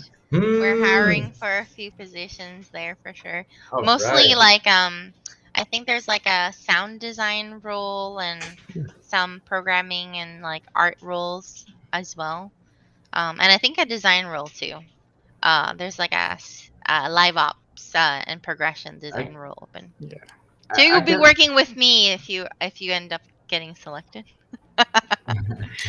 Yeah. Put in Yeah. Yeah, good work. Unfortunately, I I can don't be. have I can. the requirements for those. I can do commercials over there. You know. You could You'll do be the our mascot. trailers. You don't I'll look be. like a lion to me, so Uh, I don't think you can be the they, yeah, mascot. I can. All I have to do is go on Amazon, buy a lion costume, and that's The it. uh the But cowardly Coward lion. lion, yeah, Yep. just like him. Cowardly lion. Oh, man, oh, man, oh, man. But yeah, so it's a great company. I'm so glad that I Yeah. that I got hired here because it's a big difference from where I used to work, which was a very sad place for me. I'll just leave it at that. It was a very sad place. We've all been there, right? yeah, Yeah, That one Uh, that you learned things, but you would never go back. yep. exactly. It's Yep. just like I did my time. I learned what I needed, and now it was my foundation to build my career. Yeah. Um, but yeah, definitely. I'm just so glad that I'm here and I'm not suffering for sure. That's, well, I gotta say it's great to see that a company really takes care of their employee. Yeah. And I'm super excited to what you guys are working on. I see you're Yes. heavily contracting, so I'm Yes. excited to see what you guys are working with. And I also know that you take heavy into consideration, like um, you know color, Mhm. people of color, Mhm. people of margined background. Yes. So I'm cultures, all that stuff. Yes. Definitely. so 100%. Yeah. Yeah. so I'm sure that some way will be influence or like have Yes. some influence in the game. So I'm super Yeah. excited to see It's what's very gonna. important. What I can say is our team is very diverse. Like if you were to line up pictures of everybody who works at Brass Lion, like we're 85% people of color. So we have Puerto Ricans, we have black men and women, we have Asian men and women. We also have white men and women too, because diversity is all of us, right? Yep. Um, Right. so, and of course, we have other Latinos, All not right. just Puerto Ricans. We have Mm. Ecuadorians. But what's really neat is that you see our team composition, and that will be reflected definitely in the world that we're building because we're making a game of a reflection of our lives, right? And like what we see and who we are. So, we definitely want to make sure that that's like super important. I wish that you all could see like the behind the scenes of everything that we're working on. I can't share, but I'll just say that NDAs. yes, Yeah, I can and actually say that it's really important to all of us, and because it is Awesome. so important, it's a big priority on the project. well, I hope you guys are like recording everything behind the scenes. So like Yeah, we after make the a game release, documentary. Yeah, have because a documentary. yeah, Out. Yeah. because it's something that's been going on, and I actually like seeing that because like for example, they got the team of Playground Games did that with Forza. Yeah. They did like a video segment. Okay, today's video is gonna be on sound, or today's video is gonna be about the environment. Mhm. Mhm. That those stuff really gets you intrigued and gets you hyped about the game. So Yeah. if you guys get into that, that'll be pretty cool. If you make YouTube videos like explaining, like, look, this is what we did, this is what happened, Yes. this, that really gets us intrigued. I love Yeah. seeing that stuff. Yeah, It's definitely. awesome. I hope Yeah. that there's plans for that too. But like our game is like we're just starting off, right? So we got a long ways to go. Okay. Yeah. So, but I'm sure that when something is ready to show, they're gonna release like all those things because they have been like keeping like track of like all that stuff. Oh, nice. Tell them to make sure they add you developing with the heavy metal music. Yeah, Yeah, right. and a picture of Crazy Louie in the background. What? Why? Why? Wow. Why? Wow. Anyway, let's move on to the gaming Oh news man. real quick Oh man. before we end the show. Let's start with the gaming news, and let's start with a real big news, which I'm eager, to have Elaine's kind of like Perspective. perspective, Perspective. yes, on Yes. it, having a game developer perspective on it, and it's Yeah. we have Redfall and Starfield unfortunately got delayed, Mhm. which had a set date, Mhm. and a, there's been like a extreme like console war or civil war Uh-huh. Always. everywhere. Some people are defending it, some people are like heavily like against it, and it's pretty controversial. But we don't want to get into the controversial side here because everyone has covered that. But we want to know more about you as a developer. Mhm. What do you think about like the decision from Microsoft to actually delay this game, and what do you think that could be done, like Like if you were in charge of like like the question is pretty much is what do you think might have caused that delay, or what was like yeah, why? Because like what could have people, caused it, and then yeah, also what do you think yeah. could be done like to So prevent this from happening? there's a lot of things that could make something get delayed, right? Yeah. Um, but you have to think about this. One thing first, right? We're in a pandemic. Yeah. Most of everybody's working from home, and there's limits, right? To like the bandwidth that everybody has, getting things ready on time, right? So I, as a developer, don't understand why people get so upset when things get delayed, Yeah. because y'all complain when things get shipped on time and there's a lot of bugs. Yep. And it's Yep. just like, do you Yep. want a crappy game on time, or do you want a good game with a Pretty little bit much more it. time in development? You know? So it's always a little bit of a fight there, because it's like, if we release something on time that is not ready, everybody's going to be upset. Oh, how Yep. dare you like release this game? Everybody's clipping, people's faces are missing, blah blah blah. Like Yeah. what a crappy game. I spent so much money and this is what you give me. And then you say, "Oh, we need another year to make this game the best that it can be because we don't have the time to release it, right? It's not ready." And then people get upset because it's not ready. So it's just like, developers are damned if we do and damned if we don't. Either Yeah. way, we're always going to be the bad guys, right? Yeah. So there's Yeah. many things that can delay. A lot of times it's design decisions or executive decisions that are made high up. Um, when all of a sudden they say, "Oh, we don't like this anymore. You have to change this whole thing," and all of a sudden this thing that you have built for a year now gets needs to get redone, and it's going to take another 6 months to a year to redo. That could be something that delays a game. Another thing can be like at the BioWare, the Mass Effect Andromeda team, like there was like a lot of drama. I'm sorry, not Mass Effect, Anthem. The Anthem team, there was a lot of drama there, but they had Mhm. like a creative director who like left, and they had like somebody in leadership who died. They had a lot of stuff going on and nobody knew that stuff, right? And the game got delayed and crappy and crappy. There's so much stuff going on behind the scenes that people didn't understand, right? So I always say, like, there's no solution because every project is different. Everybody deals with different budgets, different amount of people who are working on the project.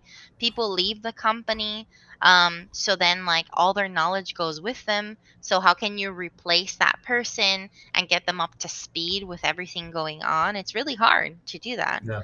Takes a lot Um, of time to get back to yeah, whole when you lose people that are integral in the mission. exactly. So I know that people get very passionate about like the games that they love and the things that want to Yeah. buy, the things that they're looking forward to. But you also have to see that this is our job and it's not our life. You know, Yeah. when you clock in at wherever job that you go to, you do your time, right? You go in Yeah. at 9, leave at 5, and when you go home, you go home. Like you don't go back to work, right? So Yeah. why, for us developers, why are we expected then to not clock out and to keep working till like 7, 8, 9, 10 p.m., 3 o'clock in the morning for 6 months so that we can release this thing on time? It doesn't make any sense because it's still just a job. It just happens to be that our job is to create a game. You know what I Yeah. mean? So it's a tough thing to say. I mean, as a developer, like delays to me, it's like good on the dev team because it means that somebody's understanding that these people can't get overworked. Because when you're overworked, you don't do good work. You Yep. know, if I am tired, like, there's gonna be more bugs in my work if if I'm tired and I can't Yeah. concentrate and focus. You know what I mean? It's not gonna be good quality. So that's what I think about delays, and there's no way to prevent them. You know what I mean? Like you. Because Oh, go ahead. because like people just go on a mad rant because like for Hmm. example beforehand, I mean Bethesda back in the day before it got bought by Microsoft, delayed a couple games. Like for Mhm. example, Doom Hmm. Eternal got delayed. I know Wolfenstein got a delayed, and there were a couple more that got a delayed. But since this was like pretty much these two games that are dropping in from Microsoft, right? From Microsoft, people just celebrate like, why did this happen? It should have been delayed. I knew from the beginning, when I saw the 11/11/22, Hmm. I was like, I don't. If they make it cool, because I know, I know when they usually put the first date, it gets delayed. But Hmm. as long as that, because that was something I was telling Sour bro yesterday. I was telling him, hey Sour, when we get a date, be happy. We know that the game is pretty much almost finished. If it gets Hmm. delayed, don't worry. It's because they're fixing it, a couple more things, and they're gonna take a little bit Hmm. more time to fix it. But at least we actually have we have a date. Yeah. I don't like it when they say, hey, they show the trailer and they just say 2023. Hmm. Okay, but what are you gonna show in 2023? Are you gonna give us okay, we're gonna show 2023. You're gonna give us the date of when the game is gonna come out. It's gonna come out in 2024. Stuff like that, you know. Hmm. So that's what I'm telling them. I told them yesterday. I prefer them showing a date. If it comes through good, if it gets delayed again, okay, Yeah. I'm happy because I know it has to get fixed. It has to get Yeah. and get better. Because I rather, like Right. you said, I rather have a good game. I Than a don't want broken game. than a Yeah. broken game. I don't want, Exactly. Nobody especially wants a broken game. Yeah. especially the ones that have problems with save. Oh dear Lord, that's the ones that scare me the most. Yeah. Yeah. When I hear a game has a problem with the save, I say no, no, no, no, no, no, no, no, no, Yep. no, no. Wait until I'm- that thing well, is it's yeah. fixed. Yeah, Put yeah. it Yeah. put it back in the oven. Give it Yeah. a little bit longer. Wait Exactly. until it's ready. Oh man. Yeah. Yeah, Um, definitely. I think with Yeah. the release date thing, right? Like I understand that Mm. they have to appease stockholders, shareholders, stuff like that. Right. I get it, and I understand. I think based on just my history and my past with my work, I always go with the idea of like maybe we should just under promise and over deliver, right? Like Mm. if you think that you're going to be releasing within a 6-month window, maybe just say that you're going to be a 12-month window. Hmm. If they, if you tell that to your shareholders, I feel like that's less damaging if you under promise but then you over deliver. Like if you can come out and be like, hey, this thing's coming out early, And that's awesome. That's only a positive. let, Mhm. let me But let me there add is a something question. real quick. Oh, okay. Sorry. Sure. Something that I also told Crazy yesterday, because I'm kind of online with you, but the thing is, I don't personally like blame. Has no blame in developers. I think is the person in charge, the head that has Yeah. to make that decision. Yeah. And he's the one to blame because he's the one that's organizing. He's the one piloting that plane right now, and Mm. he has to make he has to know, okay, the game will release within this time window, like Silent said, that 6-month period. Okay, let's make it a 12-month period, for example, to give it an extra time. And I think, I was disappointed with the announcement, and I was kind of mad a little bit, but never mad at the developer. And I always, I always agree, give the game the time that it needs. If it needs Hmm. 3, 4, 5 years, if it needs 10 year, give it 10 year. But Yeah. I mean, And, it's like you um, said, it's leadership. Like we don't make the decisions on like when things come out and things get Yeah. delayed or not. Yeah. But also it's a team-based thing, right? Because it's not, you can't even say it's just people who made decisions, it's just the executives and shareholders who are to blame, because it also falls on project management. Like Yeah. sometimes people think that something will take 6 months, but it actually ends up taking 10 months or Yeah. 12 months or more Yeah. than that. And then Right. you start losing track, and it's a domino effect, because now it's like, oh, we're behind 3 months because this thing wasn't done on time. Oh, this thing broke, so now we have to add more time to fix that thing. And that's how development just happens. It's like cascading. And a lot of studios, that's called like the waterfall like management type of a situation, and that's a really bad way of project managing, and it's very damaging for people, because then it's like, oh, the deadline is not going to move, it's like it's still going to be there, but everything's cascading and falling apart, and things are broken, and we don't have time to fix this thing or add this thing in, and then your deadline comes and all of a sudden you have a broken game. So Yeah. like it's much better to be flexible and see things coming in advance. So like if 6 months out, if I'm a good project manager, I can see, oh man, I don't think this stuff's going to be done in 6 months. Let's Mhm. reconvene with leadership and talk about, hey, what do we Yeah. have to cut back on? What should we prioritize so that we can still make it, but perhaps not deliver to the same high expectation as we It's had, all right? it's all more than anything. It's all Yeah. about very thorough communication. Very more much than so. anything. Definitely. And then you have to communicate that with your devs who are actually making all those things. Yeah. Yeah. And if they tell you there's no way that we're going to get this done in the time frame that you Yeah. say, why not trust them? Yeah. You can't come and say, hey, have this thing done in 6 months, when the programming team is telling you it's going to take 2 years. You Yeah. know what I Yeah. mean? Mhm. It's not gonna happen. We So Um, so yeah, we that actually that have really sucks. a we question. have a question in the Yeah, chat real quick yeah. actually. Yeah. So Mr. Dark actually asks to you directly, says, what are the tools that have been created since the pandemic to help with scaling game development to allow teams to work remotely? Are you Well, familiar on some of that stuff? no tools have changed. We still use the same things that we use. The only thing that has changed in the pandemic is how we tackle issues and how we Okay. problem solve. And it all has to do with your project management team. Like they're the beating heart of everyone. Yeah. They keep us in line and tell us what we need to get done in these 2 weeks, and here's what's coming in the next 3 weeks. There really is nothing to mitigate, and you also have to consider that every single game, their systems are different. Some people have custom made engines with custom made tool and Right. systems, Yeah. and they need maintenance and they need to do stuff. There's other teams that have Unity or have Unreal, or they Mhm. have other types of game engines that have tool sets built in already, but that does Yeah. not mean that your workflow changes. You still need a character controller, you still need sound. Like everything in the game doesn't change because of the pandemic, right? Like everything's still the same.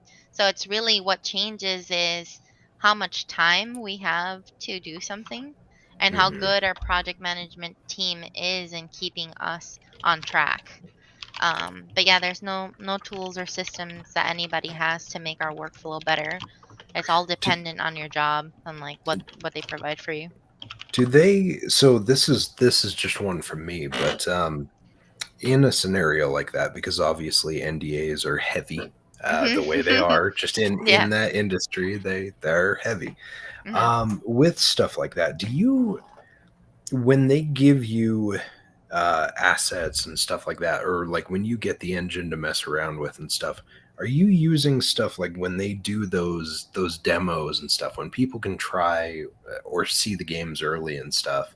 Hmm. On I'm forgetting some of the service names, but there's some where they allow basically like a remote access to an iteration of the game so you can try it, but you're on a controlled server, so like data can't leak, assets can't leak, stuff like that. Do they do stuff like that for like a game dev? Do you have specific things you have to log into Yeah. for that? Okay. Yeah, definitely. We every studio has like insane security Sure. protocols. Sure. So like we have like, different accounts and things, different softwares that we use to like firewall stuff and to protect the project. I mean, Um obviously, I'm not asking about like yeah, details of what yeah. program. Yeah. I just curious because Yeah, obviously but it's we like, definitely have, and we have a lot of yeah, it. Yeah, yeah, definitely. Because the, also, like, because we're all working remotely, we all need to access each other's work as well. right, right. So there's like protocols in there for us to share, You have like accounts and centralized servers and information. stuff. Yeah. Yeah, Okay. definitely. Yeah. Every project, like, this is the standard game design stuff, but every project is in a cloud, and that's how we Mhm. do version controlling of our stuff. I Because gotcha. imagine having your entire game being developed on like one computer, and if that computer goes to crap, your entire Yeah. game is It's lost. terrible. Well, and That's like terrible.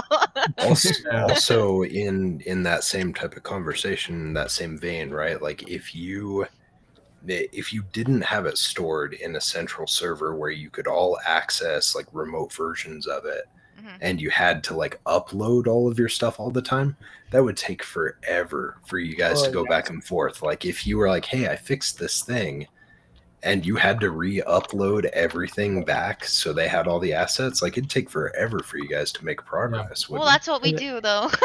it? Is it Oh really? Yeah. And Every then you will have time. to explain right to the to So tweaks others. and Yeah. adjustments and stuff? the full game is in the version control, right? So let's say Okay. every time I add Mhm. something, make an edit or anything like that, a copy of those changes are added to that version, right? So Okay. everybody has like the full blown like copy of everything that's being built, and I can get Right. the changes from anybody at any moment as soon as they upload, and I can delete stuff too at the same time. But the beauty about version control is that I can go back to like 2 years ago and see like first thing that people Yeah. put in, and then I Okay. can see everything from up until today. So Wow. And that's I'm that's the beauty about it. I'm sure that Here's- makes it a lot easier for you guys as well. And the fact that just if, like we were talking about earlier, right? Like if you add physics into a game or something like that, like if you add something, you potentially nerf that entire release build that you have. Mhm. And so that's super awesome. The fact that you can go back basically into a revert. library. Yeah. Yeah. That's awesome. Yeah, That's I cool. have broken things all the time, and I just reverted to a previous version. That's awesome. Yeah, that's always what we that's do. good. But yeah, that's Gives you how games are developed now. Like that's nice. everybody has a cloud version somewhere, a digital copy where we do all of those things. And yeah, people like I know that I have broken things, and I just tell people, hey, I'm gonna revert and start fresh. But that's also why you check your stuff before you upload it, so that you don't Yeah. upload a broken thing Right. as well. Like that's also protocol. It's just like make sure that your shit make sure is still everything working. runs. Yeah. Yes. Make sure it all runs It's like, without please error so don't you're not upload passing it broken on. stuff. Yeah. Definitely. And then sometimes you get a message like, oh damn, like I broke something. Like if you are on this version, please revert, or hey, update to this version where I have the fix for that thing. Yeah. Gotcha. That Okay. happens all Right. the time.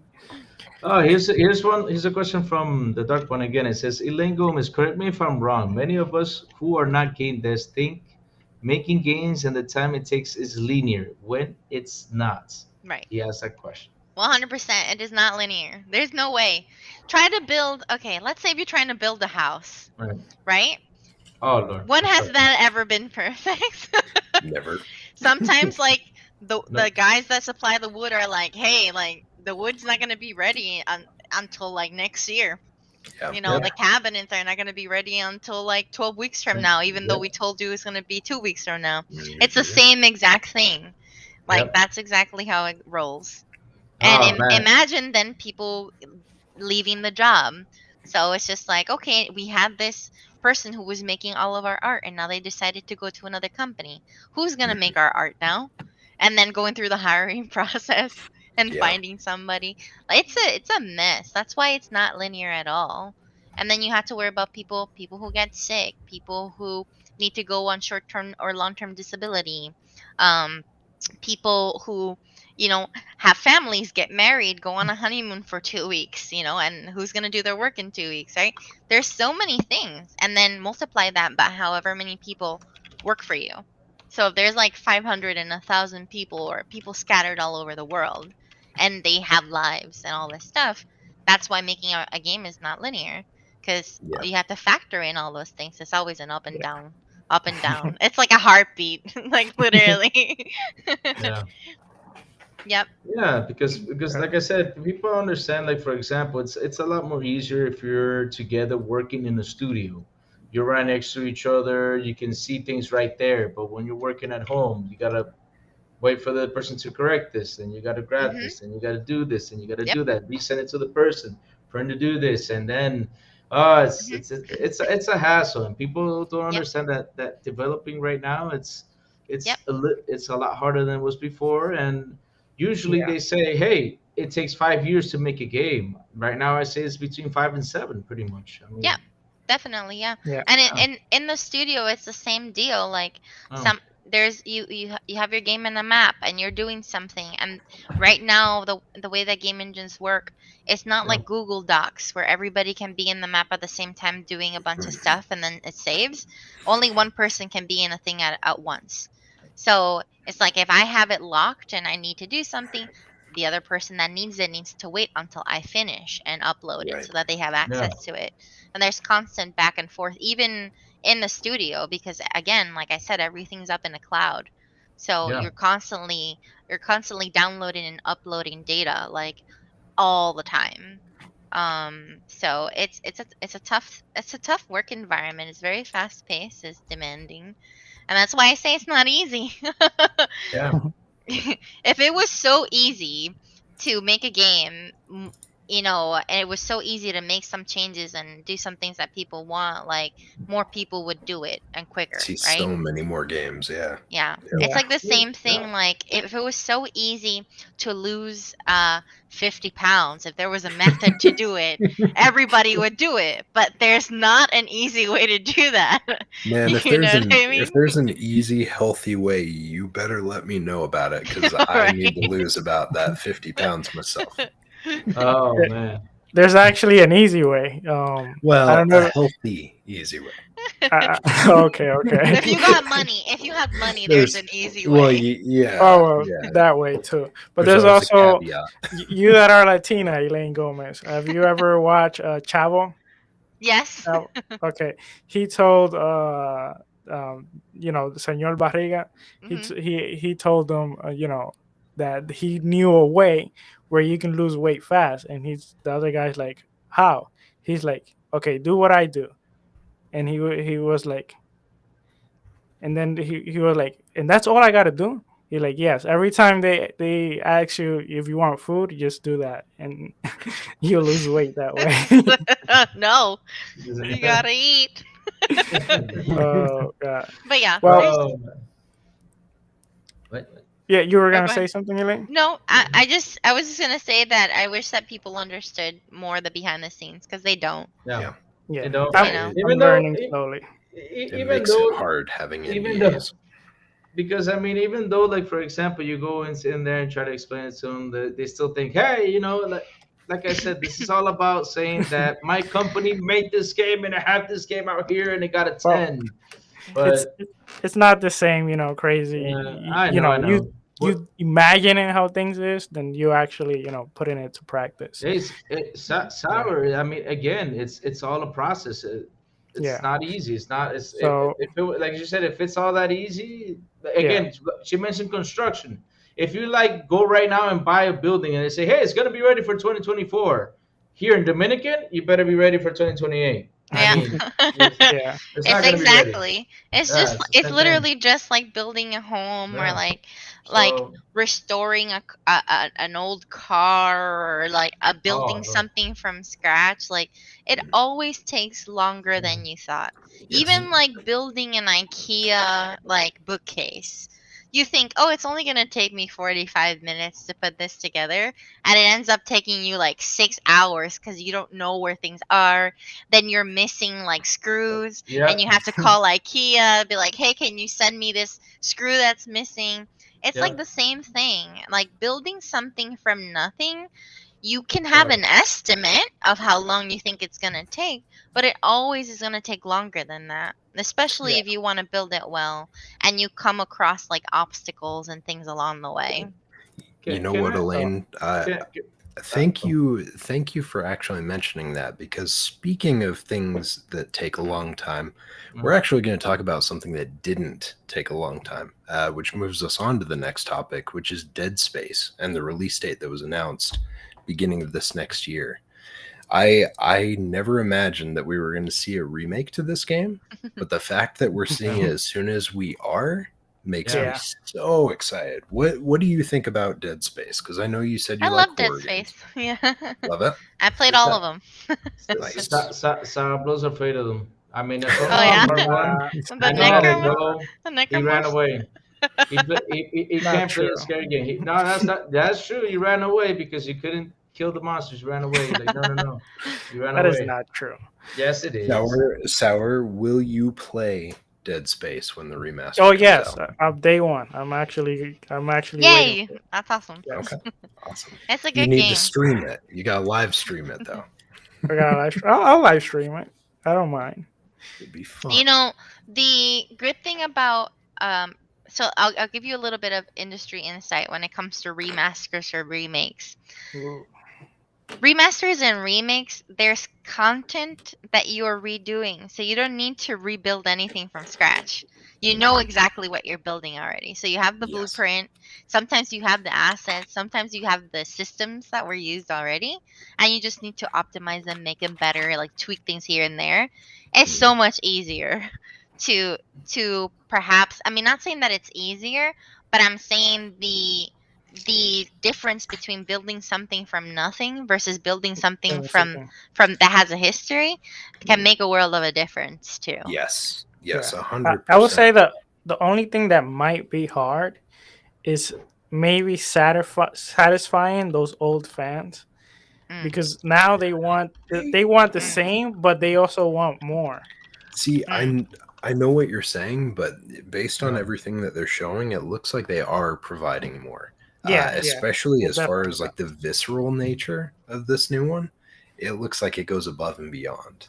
Yeah, it looks That's good. cool. I Yeah. can't wait. I can't wait to play it. I still remember that scene. I think it was in Dead Space 2 where Isaac was laying down and the needle was getting closer and closer number to 2, his yeah, eye. yeah. Yeah. Yeah, Oh one's man, still- that scene it was so cringe for me. it's I think probably one of the only scenes in that entire trilogy that like just stays with me today. Like that was brutal. Yeah, definitely. But yeah, speaking of actually creating off of stuff, existing content and materials, right? That actually brings us into our next topic, which is Flight Simulator Top Gun, the Maverick DLC that's going to be coming out on May 25th. So that one's a really cool one too, right? Because they already have that foundation and they're able to put the planes in, do all that type of stuff. I'm curious as to how detailed they're going to go in with this, because I know initially it got delayed because of the movie getting delayed, but I wonder if it's going to be like a story content or if it's just going to be planes alone. If we had like a dogfight mission or like a bunch of chapters and we had like that would be awesome. That would be 100% awesome. Will you are you into the flight simulator? Would you want to play that? No, not so much. Okay. What if they add Tom Cruise? No. Would that entice? No. Would you No. feel the need for speed then if it was Tom Cruise? How about they add me in there flying a plane? Crazy. Well, I think they will go bankrupt. No one will purchase the DLC. Crazy they can't afford you because you're too No, big of a star. because if they added Sour Blow, man, oh my God, no Lord, That think would be fly in the epic sky. right there. That The would good not be thing- epic. Nobody the good could thing fly. is, You'll if be he crashing into crashes, everybody. he only crashes into the water, so it's Water. a win. Water. It's He's gonna- safe. He's gonna be crashing into everybody like he does with the car. He's gonna be crashing everywhere. No. Sour Blow. Oh Lord. Oh man. Oh, Speaking no. of the horror that is Sour's flying and driving, Yeah. we're actually bouncing onto another horror topic, which Oh, is Lord. Scorn, because the developers reassure that we're going to see that game released in October this year. Elaine, are you going to play Scorn? Do you like the H.R. Giger, however you phrase it? Do you like those tones that game is pushing off right now? To be honest, I can't say that I like or dislike it. Like I just see it as just a piece of work, Sure. that's their project. So, Sure. but I am looking forward to playing and seeing what they came up with. Like I'm going in blind. Like I haven't even read about it that much. But I'm looking forward to it. Good. Sour, another one for you. Will you play this? And if you do, it has to be on stream so we can experience all of your emotion. See, this is what I've been telling Crazy. As long as you give me a gun, I can play horror games. If you give me Okay. no gun, you give me a flashlight, and I cannot shoot at Oh. what's coming at me, I cannot play that. No. But it's So just a yeah, game. I'll give it a try. It's not real life. No, But at least I you want to defend myself. Crazy. Are you for you- Scorn? Are you gonna jump into it? Oh hell yeah! I'm gonna jump into Scorn. What do you mean? What kind of question is that? I mean, I've been Dude. watching that trailer for a long time. I love Scorn. I mean, everything about it. It for me, every time I watch it, I'm like, oh, this is Prometheus, but a lot more yucky. Yes. Yes. I cannot wait. Every time I see that, it reminds me of Aliens and Yeah, it does remind me like that. yeah. It's got Oh. fire alarm. Uh-oh. So Oh. Oops, sorry. Hold on. You better go check that. Better go check that. Yeah. I think it's But yeah, Elaine's. I'm guessing it's it's in Elaine. the kitchen. Yep. No, it's But not it- my apartment. It's the building. Oh, wow. my goodness. Oh Lord. More Uh, excitement than you were anticipating. I guess I would need to evacuate, right? Probably. Hopefully, Probably. yes. Probably Yeah. want to check on that. Yeah. Yeah. Yeah, Yeah, he's yeah. probably You, going I'll you there. go be- do what you. I'll be Yeah. back. Yeah. No worries. Oh, don't No worry. worries. No worries. No worries. Speaking But hey, of shocking things falling on us, Crazy Louie, What's up, buddy? are you ready for Fall Guys to come to Xbox Live? Heck yeah! I cannot wait for that game. I mean, I cannot wait to play it and have some fun with it. That game looks awesome. Really, it's been out for like a while, and it's gonna be a fun Yes. game for us in community game night and get Oh, a bunch yeah. of people on there. It's You gonna definitely be a got to fun play game. that. But So- you know what game I'm also waiting for? The one with the animals, the one that dance. What's it called? You know. I know what you're talking about. I forget the name, but I know. Oh, that yeah. it- Party Animals. I think that's Party what Animals, is it? Yeah. Okay, Oh, yeah. that's it's a- like it Gang looks- Beasts. Yeah, I it looks like think- Gang yeah. Beasts, but just a little bit like cleaner. hope- detail. I hope it. Yeah, I hope it allows more players because I think Gang Beasts is. I looked it up and it was only 4 players What? by the way, for Gang Beasts. for Gang Beasts. By the way, speaking of Gang Beasts, Mhm. this Friday we are going to start with Gang Beasts, and as people come in the community, we're gonna play. You know. What's the name of the game? It's coming out of Game Pass. I Oh, mentioned it. oh, Wow, I think it's an Yeah. EA game. sorry, Wow, you're so- talking about the dodgeball game. Knockout City. Knockout City. Knockout City. Knockout Yeah, City, we're gonna yeah. play Yeah. Knockout City Thank before you, you know Wait, before it leaves. why don't you know, guys? Why don't we do something? Because last week we did not start, but let's start. Why don't we start with Evil Dead? Let's start with some Evil Dead. I mean, I really Yeah. want to start with that. Well, the thing with Evil Dead is only 4 players, you know, and then Well, No, but you're gonna if play we Gang Beasts start as 4 with Evil players. Dead- the We can players start have. with Evil Dead, and when people hop on, we'll go to Knockout Oh. City. Oh, Yeah. okay. So we Okay. could start with Yeah. Evil Dead so we could get a little bit Yeah. of time in on it. And as we get course. people from the community, we can just move right over. Okay. Exactly. Okay. We can do So that. we'll do that, guys. So we'll be playing Evil Dead, Yeah. and as the community add in, we're gonna play. Then what's the game again? The dodgeball game. Knockout City. City. Knockout You know what? City. Knockout City. I'm about to fire you. Keep forgetting your games. And I think Knockout Sour. I You think gotta it knock 'em allows up to 32 players. So Yep. Huge. I think we can. Yeah, that would be super fun. I'll ask around, you know, in the gaming lobby, see how many players I can bring from there, and then you know. You can play some dodgeball, yes. I can not hit you. I can hit you with the ball. Be extremely happy. As long as I find you to hit you, I'm cool. Because I always got to get my revenge on you, buddy. That's Revenge my on cue. what? What have I done to you? You always do everything on me. You always pick on me. Everything that's done to you, Yep.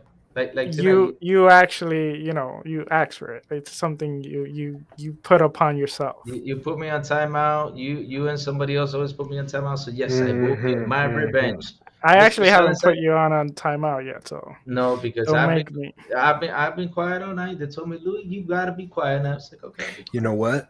You know what, Louis? I will give you credit. You have been much better today. And so Yes. you get special brownie points. All I right. won't target Alright. you when we play on Friday night. I will go for sour first. Yes, please do. Because he told me, Louis, you gotta be quiet. And I've been quiet all night. Yep. I behaved myself today. That's what he said. Oh, you know Yeah. what though? You know what? I would be a foolish Yeah. host if I didn't listen to the chat. And it feels Yeah. like the chat thinks that you Yeah. should have a timeout. Chat So- wants me to no timeout. You pretty Sour. well- Oh wait, but wait. Before I time out though, let me just make a couple shout outs because hey guys, we got okay. jumping in. Huh? Yeah. Okay, let me go. I saw that Mav from Fun Speculation came in. What's up, Mav? I hope you're still here. Thank you for jumping and saying hello. Also, Eternal shout out, mi hermano de Puerto Rico. ¿Cómo tú estás? Happy to see you here, Eternal. Let me see. Let me keep going down. Oh man, this is something that made me. I mean, this just put a smile on my face when I saw this man. It's been a while I see him. Fam, what's up, Just Just Key? keep. Oh Lord, it's been such a long time to see you, my brother. Hey man, fam, I'm so happy to see you, man. Seriously, I missed you tons, and I can't wait to watch you stream and play, man. Seriously, I miss you tons. And also, Bubba Fett Gaming. Hello, Bubba Fett. Hey, Bubba Fett. I heard there's a rumor that you do some crazy stuff in Fortnite. You ought to try that out. I heard that stuff about you. There is something that you do in Fortnite that drive people crazy and break controllers and stuff like that. Is that true, Bubba Fett Gaming? I'm Gotta gonna try have that. to ask him about that further. Yep, we gotta ask him about that. Yeah, yeah. You have to, Yeah. we have to. But so put me on the timer so chat can be happy. So go ahead. Go ahead. Put me on timeout. No. I'll forgive you. I'll forgive you. That's I just forgive you. All You right. forgive me? All Oh, right. you forgive me? Do you want me to say something? Sorry, Boba Fett. okay. I took him out. Whatever. He was gonna say something. every He was just acting for it. every now and then, we have to appease the audience. Boba Fett Gaming asked for it. I wouldn't be a good host or co-host if I didn't help out here and there. Definitely. And you're back, crazy. I'm back. Yes. Oh, okay. I was about to make a phone call. Oh God, that wouldn't have been Oh. good. No, I was gonna call you. I was just about to make a phone call. I was like, I'm sorry, let me make a quick phone call, see what's up, what's going on. So yeah, man, what else is going on, guys? I mean, we talk about Fallout. We talk about Microsoft shares resources of making Xbox games more accessible. There's also that multiverses game. Oh which was yes. That is gonna be such a fun game. Yes. Do So- you guys? I got a question for you guys. All right, Do you ask guys away, ask think this game will live up to Super Smash Brothers? away. I I'll say- hope so, but But it all depends on the internet connection because again, the Nickelodeon one was people saw it and they thought it was going to be pretty much like the one that's going to meet Smash Brothers, Mhm. but they had so much issues with the game connection, lagging, a lot of stuff. the connection was horrible. Yeah. Oh. Janet Peter has a question for us. Most anticipated game of the showcase. I got my answer for that. A Chuck Norris game. Yes. No, I'm just messing with you. No, Reality crazy. most anticipated game? That's a good question.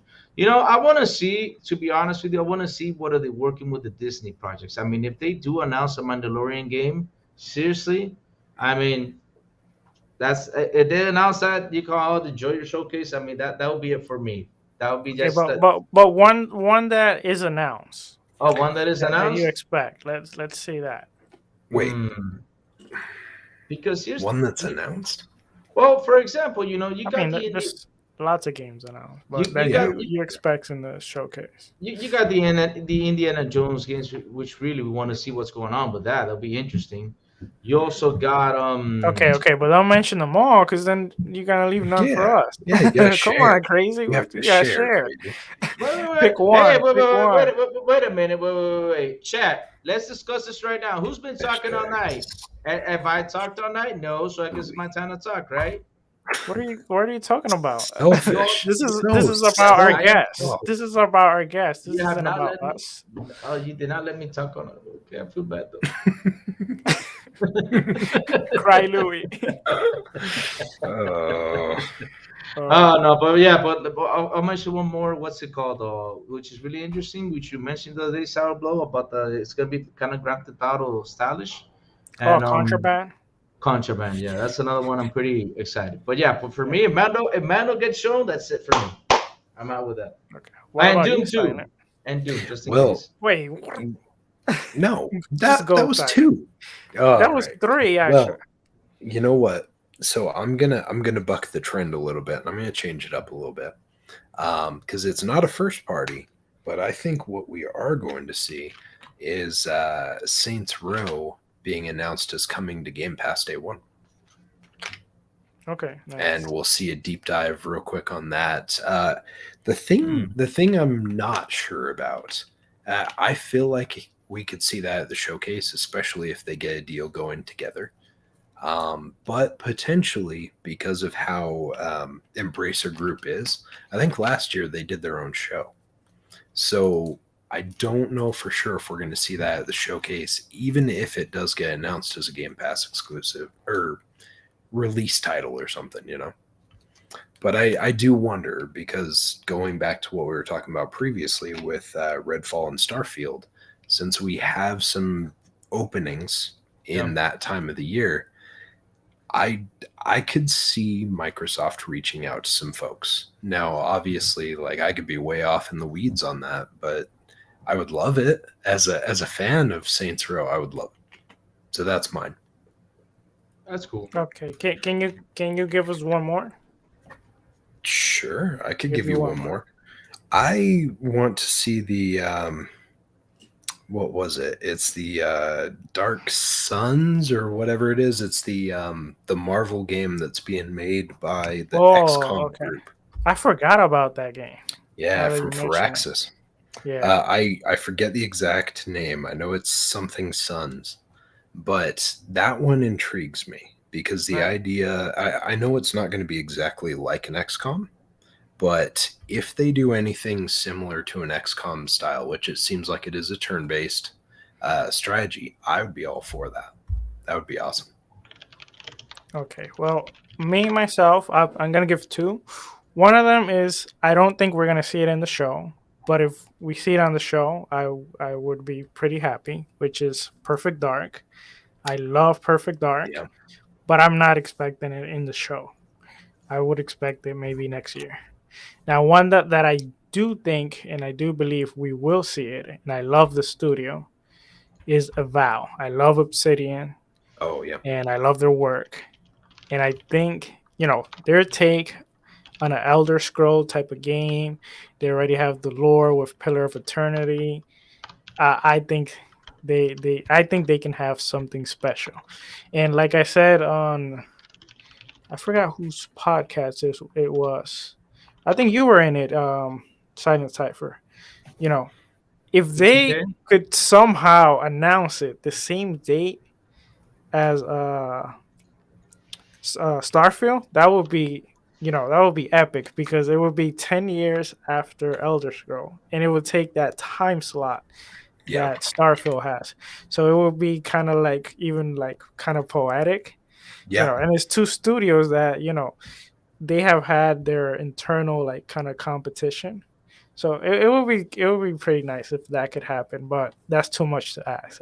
I tell you, like, I'm very with your idea on there, 100%. I hope you're right.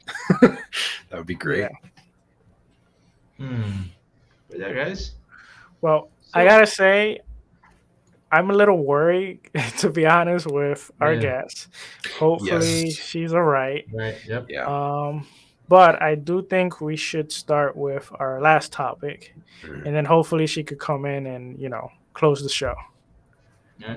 So, Silent, do you have that last topic? Yeah. So we're discussing the accessibility, right? Yes, I believe so. Let me see. Do you have it, or should I read it? I don't actually have it. I thought I had it. So you go for it. I can read it. Microsoft shares resources on making Xbox more accessible. You mean that's the one you want to talk about? Oh, yeah. There we are. Okay. Sarah Bond. I gotta say, before you continue, I gotta cut you out. Crazy was ready for that. He's like, yeah, he was. It's my time to shine now. Rip roaring and ready.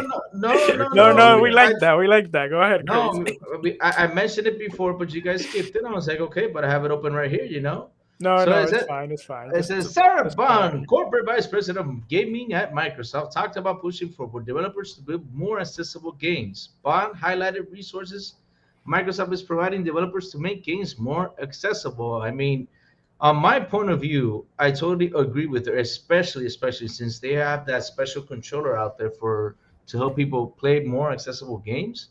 That would be a pretty good idea that they actually do that, so they can actually pick up that controller and play those games with their own controller, which I always wanted to ask that question to somebody who's in the accessibility program. Is it a good controller? Does it work? Is it, stuff like that? And I find that really interesting that she is actually doing that. Really, that's pretty fantastic. What do you think Yeah. about that, guys? I mean, seriously, what do you guys think about that? That's pretty awesome. She's actually pushing everybody to do that. I think it's great. I mean, Yeah. I know we've talked about accessibility in the past, and I always, I think the more people, the more gamers that can be reached out to and Yeah. actually have the ability to play these games and stuff, like no one left behind, right? Like the whole idea of a bunch of these different programs is like no man, woman, whatever, like left behind, because it sucks to see some of these awesome games that come out and there not be functionality that allow or accessibility options that allow other people to enjoy it, right? Like I it always goes back to that Xbox controller where they did the Xbox accessibility controller. I think that that's really cool, the fact that you can attach in so many different inputs. Like you can connect Yeah. all those different items to make it so you can play the game as you need to or as you want to. Like I think that's great. Any step that we have with accessibility that's a forward step like that where we see more progress, I think is always a win, you know? Yeah. Yeah. Yeah, I definitely think that, I like their push to accessibility and, not leaving anyone behind. And I think this push is also going to help bring and implement new ideas to gaming. And some of them could even become like new mechanics, which is awesome. So yeah, this is definitely great. And, I'm looking forward to the changes in gaming. Mhm. Definitely. Okay, well, Crazy. What do you think? what do you think, Mhm. Crazy?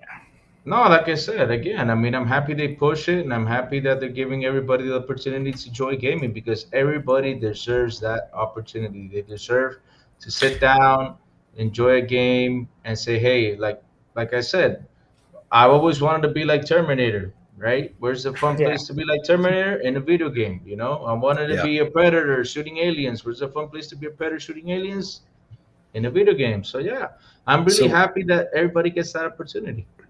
something I will say, and I think Uh, this is just like as I'm getting older, I'm uh, discovering, certain things that I appreciate the game dev studios have been implementing for accessibility options uh, that I've gotten to utilize as well. One of the ones that I really enjoy is when you can change the text size in a video game. oh oh yeah, Lord, yeah. Because I can't tell you how many times I've been sitting there. I know Dead Rising 1 was a prime example Hmm. of one that just killed me when I was playing that game originally, because we had just made that swap over into HD TVs, and so all of the text was blurry, but it was also extremely small. And yeah, even at that point, like even when I was right on the screen, it was hard to read that. I'm really happy that for people who have, like, like myself, eyesight issues as well, the fact that you can actually increase the size so you can read what's going on. Yeah. yeah, Like, definitely. both for anyone who, is deaf or partially deaf, but also anyone who has, glasses or any eyesight issues. Like, I think that's great. That's Yeah. one that I wish we would have seen earlier in games. So that's another thing that I'm just stoked about personally. Yeah, and then I think it's they great. could, and they're gonna continue to improve and keep on making the games more easier for pretty much everyone, and that's a good point. And Hi gaming. guys. Hey, Lane's back. welcome They're back. still going off, but the sound is off now. Everything's okay. Okay, Okay, but okay. everything's Oh, good. Everything's good. everything's good. Okay, Yeah. not Good. Good. Nobody knows what happened, but that's okay. As long as so. the Okay, building is not gonna come down, I'm Yep. okay, fine. okay. As long as you didn't see smoke, Yeah, everything's good. you came at a perfect time. Yeah, We're in yeah, the last question, and we really want your take on this. yeah. Yeah. So let Cool. me read you real quick. Oh well, crazy. Can you read real quick the? Okay. Microsoft shares resources on making Xbox games more accessible. Sarah Bond, corporate vice president of gaming at Microsoft, talked about pushing for developers to build more accessible games. Bond highlighted numerous resources Microsoft is providing developers to make games more accessible. What are your thoughts on that, Elaine? Well, I On think it's great. accessibility? I mean, Yeah. accessibility is one of those things that has been around in other like fields, but Mhm. like games hasn't like adapted. Like accessibility started like um, ever since like there's print media and stuff. Like you have braille on like elevators and all that stuff like that. Yeah. But I learned like recently, like 2 years ago, that like web development was when accessibility really started hitting in technology. So like colors and like buttons and like especially when the iPhone came out and making that accessible and stuff. But a lot of that stuff hasn't been transferred to games. It's taken a long time to get there, right? So I'm all up for it. I think it's great. The more people can play, the better. Like, Yeah. there's no reason why a blind person shouldn't be able to play a game or a deaf person shouldn't be able to play a game. But it's also from the developer side, is something that a lot of developers don't even consider when you're designing a game. It's like the last thing that you think about. You design the game like what's in your head. And if you're not a person with a disability, you're not going to think about, oh, what would Yep. my game be like if you can't hear music or you can't hear sound? Yep. You don't think about those things. So I'm glad that like that's actually something that people are thinking more about now so that we can design for it and have like solutions. Because the idea is not to change the whole game, it's just to have options so that people who have those situations can still play your game. Yep. And it's about making your game more available to people, and who doesn't want to like have more players in their communities. So Totally I agree. think it's great. Totally agree. It's Yeah. awesome. Totally agree. Well, I think it's time to land our plane. It's been a very interesting flight. We had a little bit of everything. We even had some fire alarms going Yeah, off. we Had some caught we got turbulence. yeah Yeah. we got some turbulence. We caught a wing on fire, pretty much. So yeah, so stuff happens. Usually happens on planes. Nothing bad. At least I got out with the fire extinguisher and turned it off. No problem. So Yes, silent. crazy. You were the Can you hero. give us our landing announcement before Right. we? Well, yeah. So, ladies and gentlemen, we have arrived at our destination. For your safety and comfort, please remain seated with your seatbelt fastened until the captain turns off the live stream. On behalf of Xbox International, I'd like to thank you for joining us on this trip, and we look forward to seeing you aboard again next Wednesday, 7 p.m. Eastern Standard Time. Now, I leave you with today's co-pilot, Crazy Louie, for the outros. All right, all right, all right, all right, all right. It's finally my chance to shine. Finally, I get to shine. I get to shine. I get to shine. No, I'm just kidding, guys. But hey, first off, Elaine, thank you for joining us. Thank you so much for Oh, joining you're us on the so show. welcome. I love sharing with Really, y'all. Y'all are great. we had a lot of Thank you. fun. We learned a lot, and I hope that people, whoever watches the show after we're done, they learn about what's going on and understand pretty much how hard it is to develop games and the problems that happen behind the scene. So that way they can understand and relax about the whole Bethesda subject, which I Yes. hope they do. But yeah, but thank you again for joining us on the show. So yeah, let's start with you, Elaine. Tell people, where can they find you? Well, you can find me on Twitter. That's the only really social media platform I use. So if you also use it, you can find me there. My handle is Chuslatastic. So Chula and Fantastic put together. So that's where I usually share about game development stuff and like whatever news is going on, like game showcases and stuff. So if you would like to read up on that stuff and also things that are happening inside the industry. So if you want to read about that, you can find me there. Give me a follow. Awesome, awesome, awesome. And now, who should I pick? Nah, I don't want to pick Sablo. How about you, Silent Cypher? Where can we find you, my dear brother? Well, thank you for asking, Crazy. So, you can find me all over the place on social media. You can find me on YouTube. You can find me on Instagram, Twitter, Twitch. Anything that's active, you can find me on Xbox, PlayStation, all as Silent Cypher. But most importantly, you can find me here every Wednesday at 7 p.m. Eastern with XBI on the Crazy Louie Gaming channel. Awesome, man. Awesome. How about you, Sour Blow? Tell everybody where we can find you.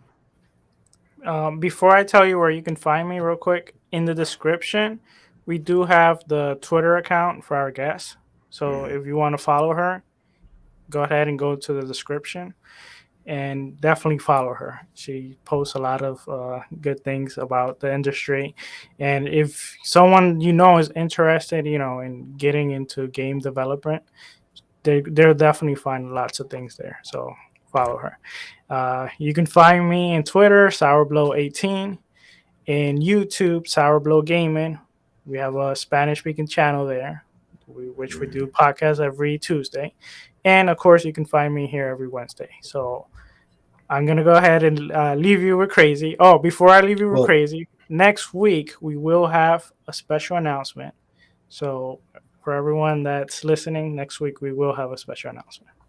But before we jump back to Crazy, Elaine, I totally forgot to thank you, and so I apologize. But thank you so much for having us. Thank you for being on here with us. It was a lot of fun. I'm glad that we could get you on here. Like I said, it was cool to see, especially after I saw you were hanging out in the gaming lobby. I was really happy that you were able to make time and come hang out with us here as well. So. Yeah, it's my pleasure. Whenever y'all need me, just ping me. Let me know. We truly appreciate it. You're always welcome. So.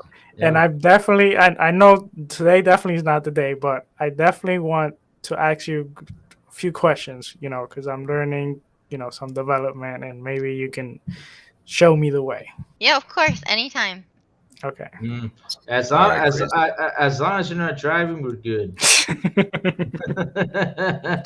Well, where can y'all find the Crazy One? Well, it's easy. Y'all can find me at Crazy Louie Gaming Twitter account. That's where I'm at. That's where I do a whole bunch of crazy videos and say my good mornings and good afternoons. And yes, pretty soon I'm gonna be back doing my promos that everybody misses. I know. And yeah, no worries, I'll start doing them.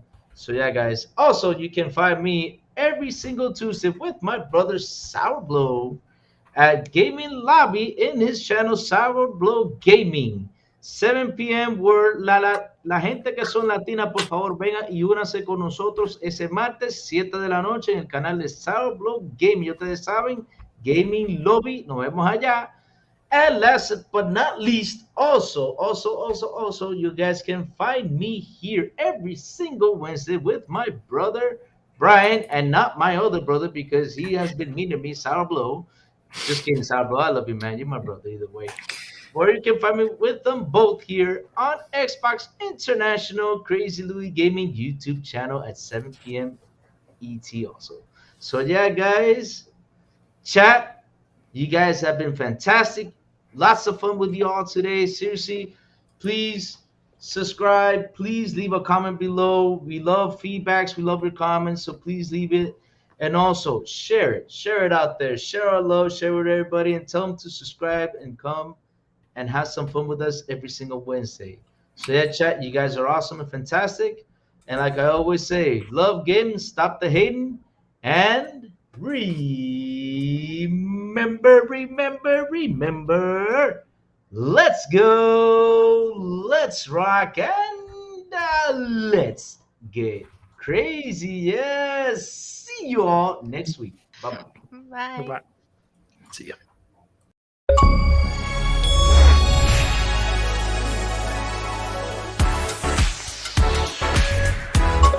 Thank you for listening to the XBI Podcast. Please make sure to like and subscribe on the way out. We'll see you next time.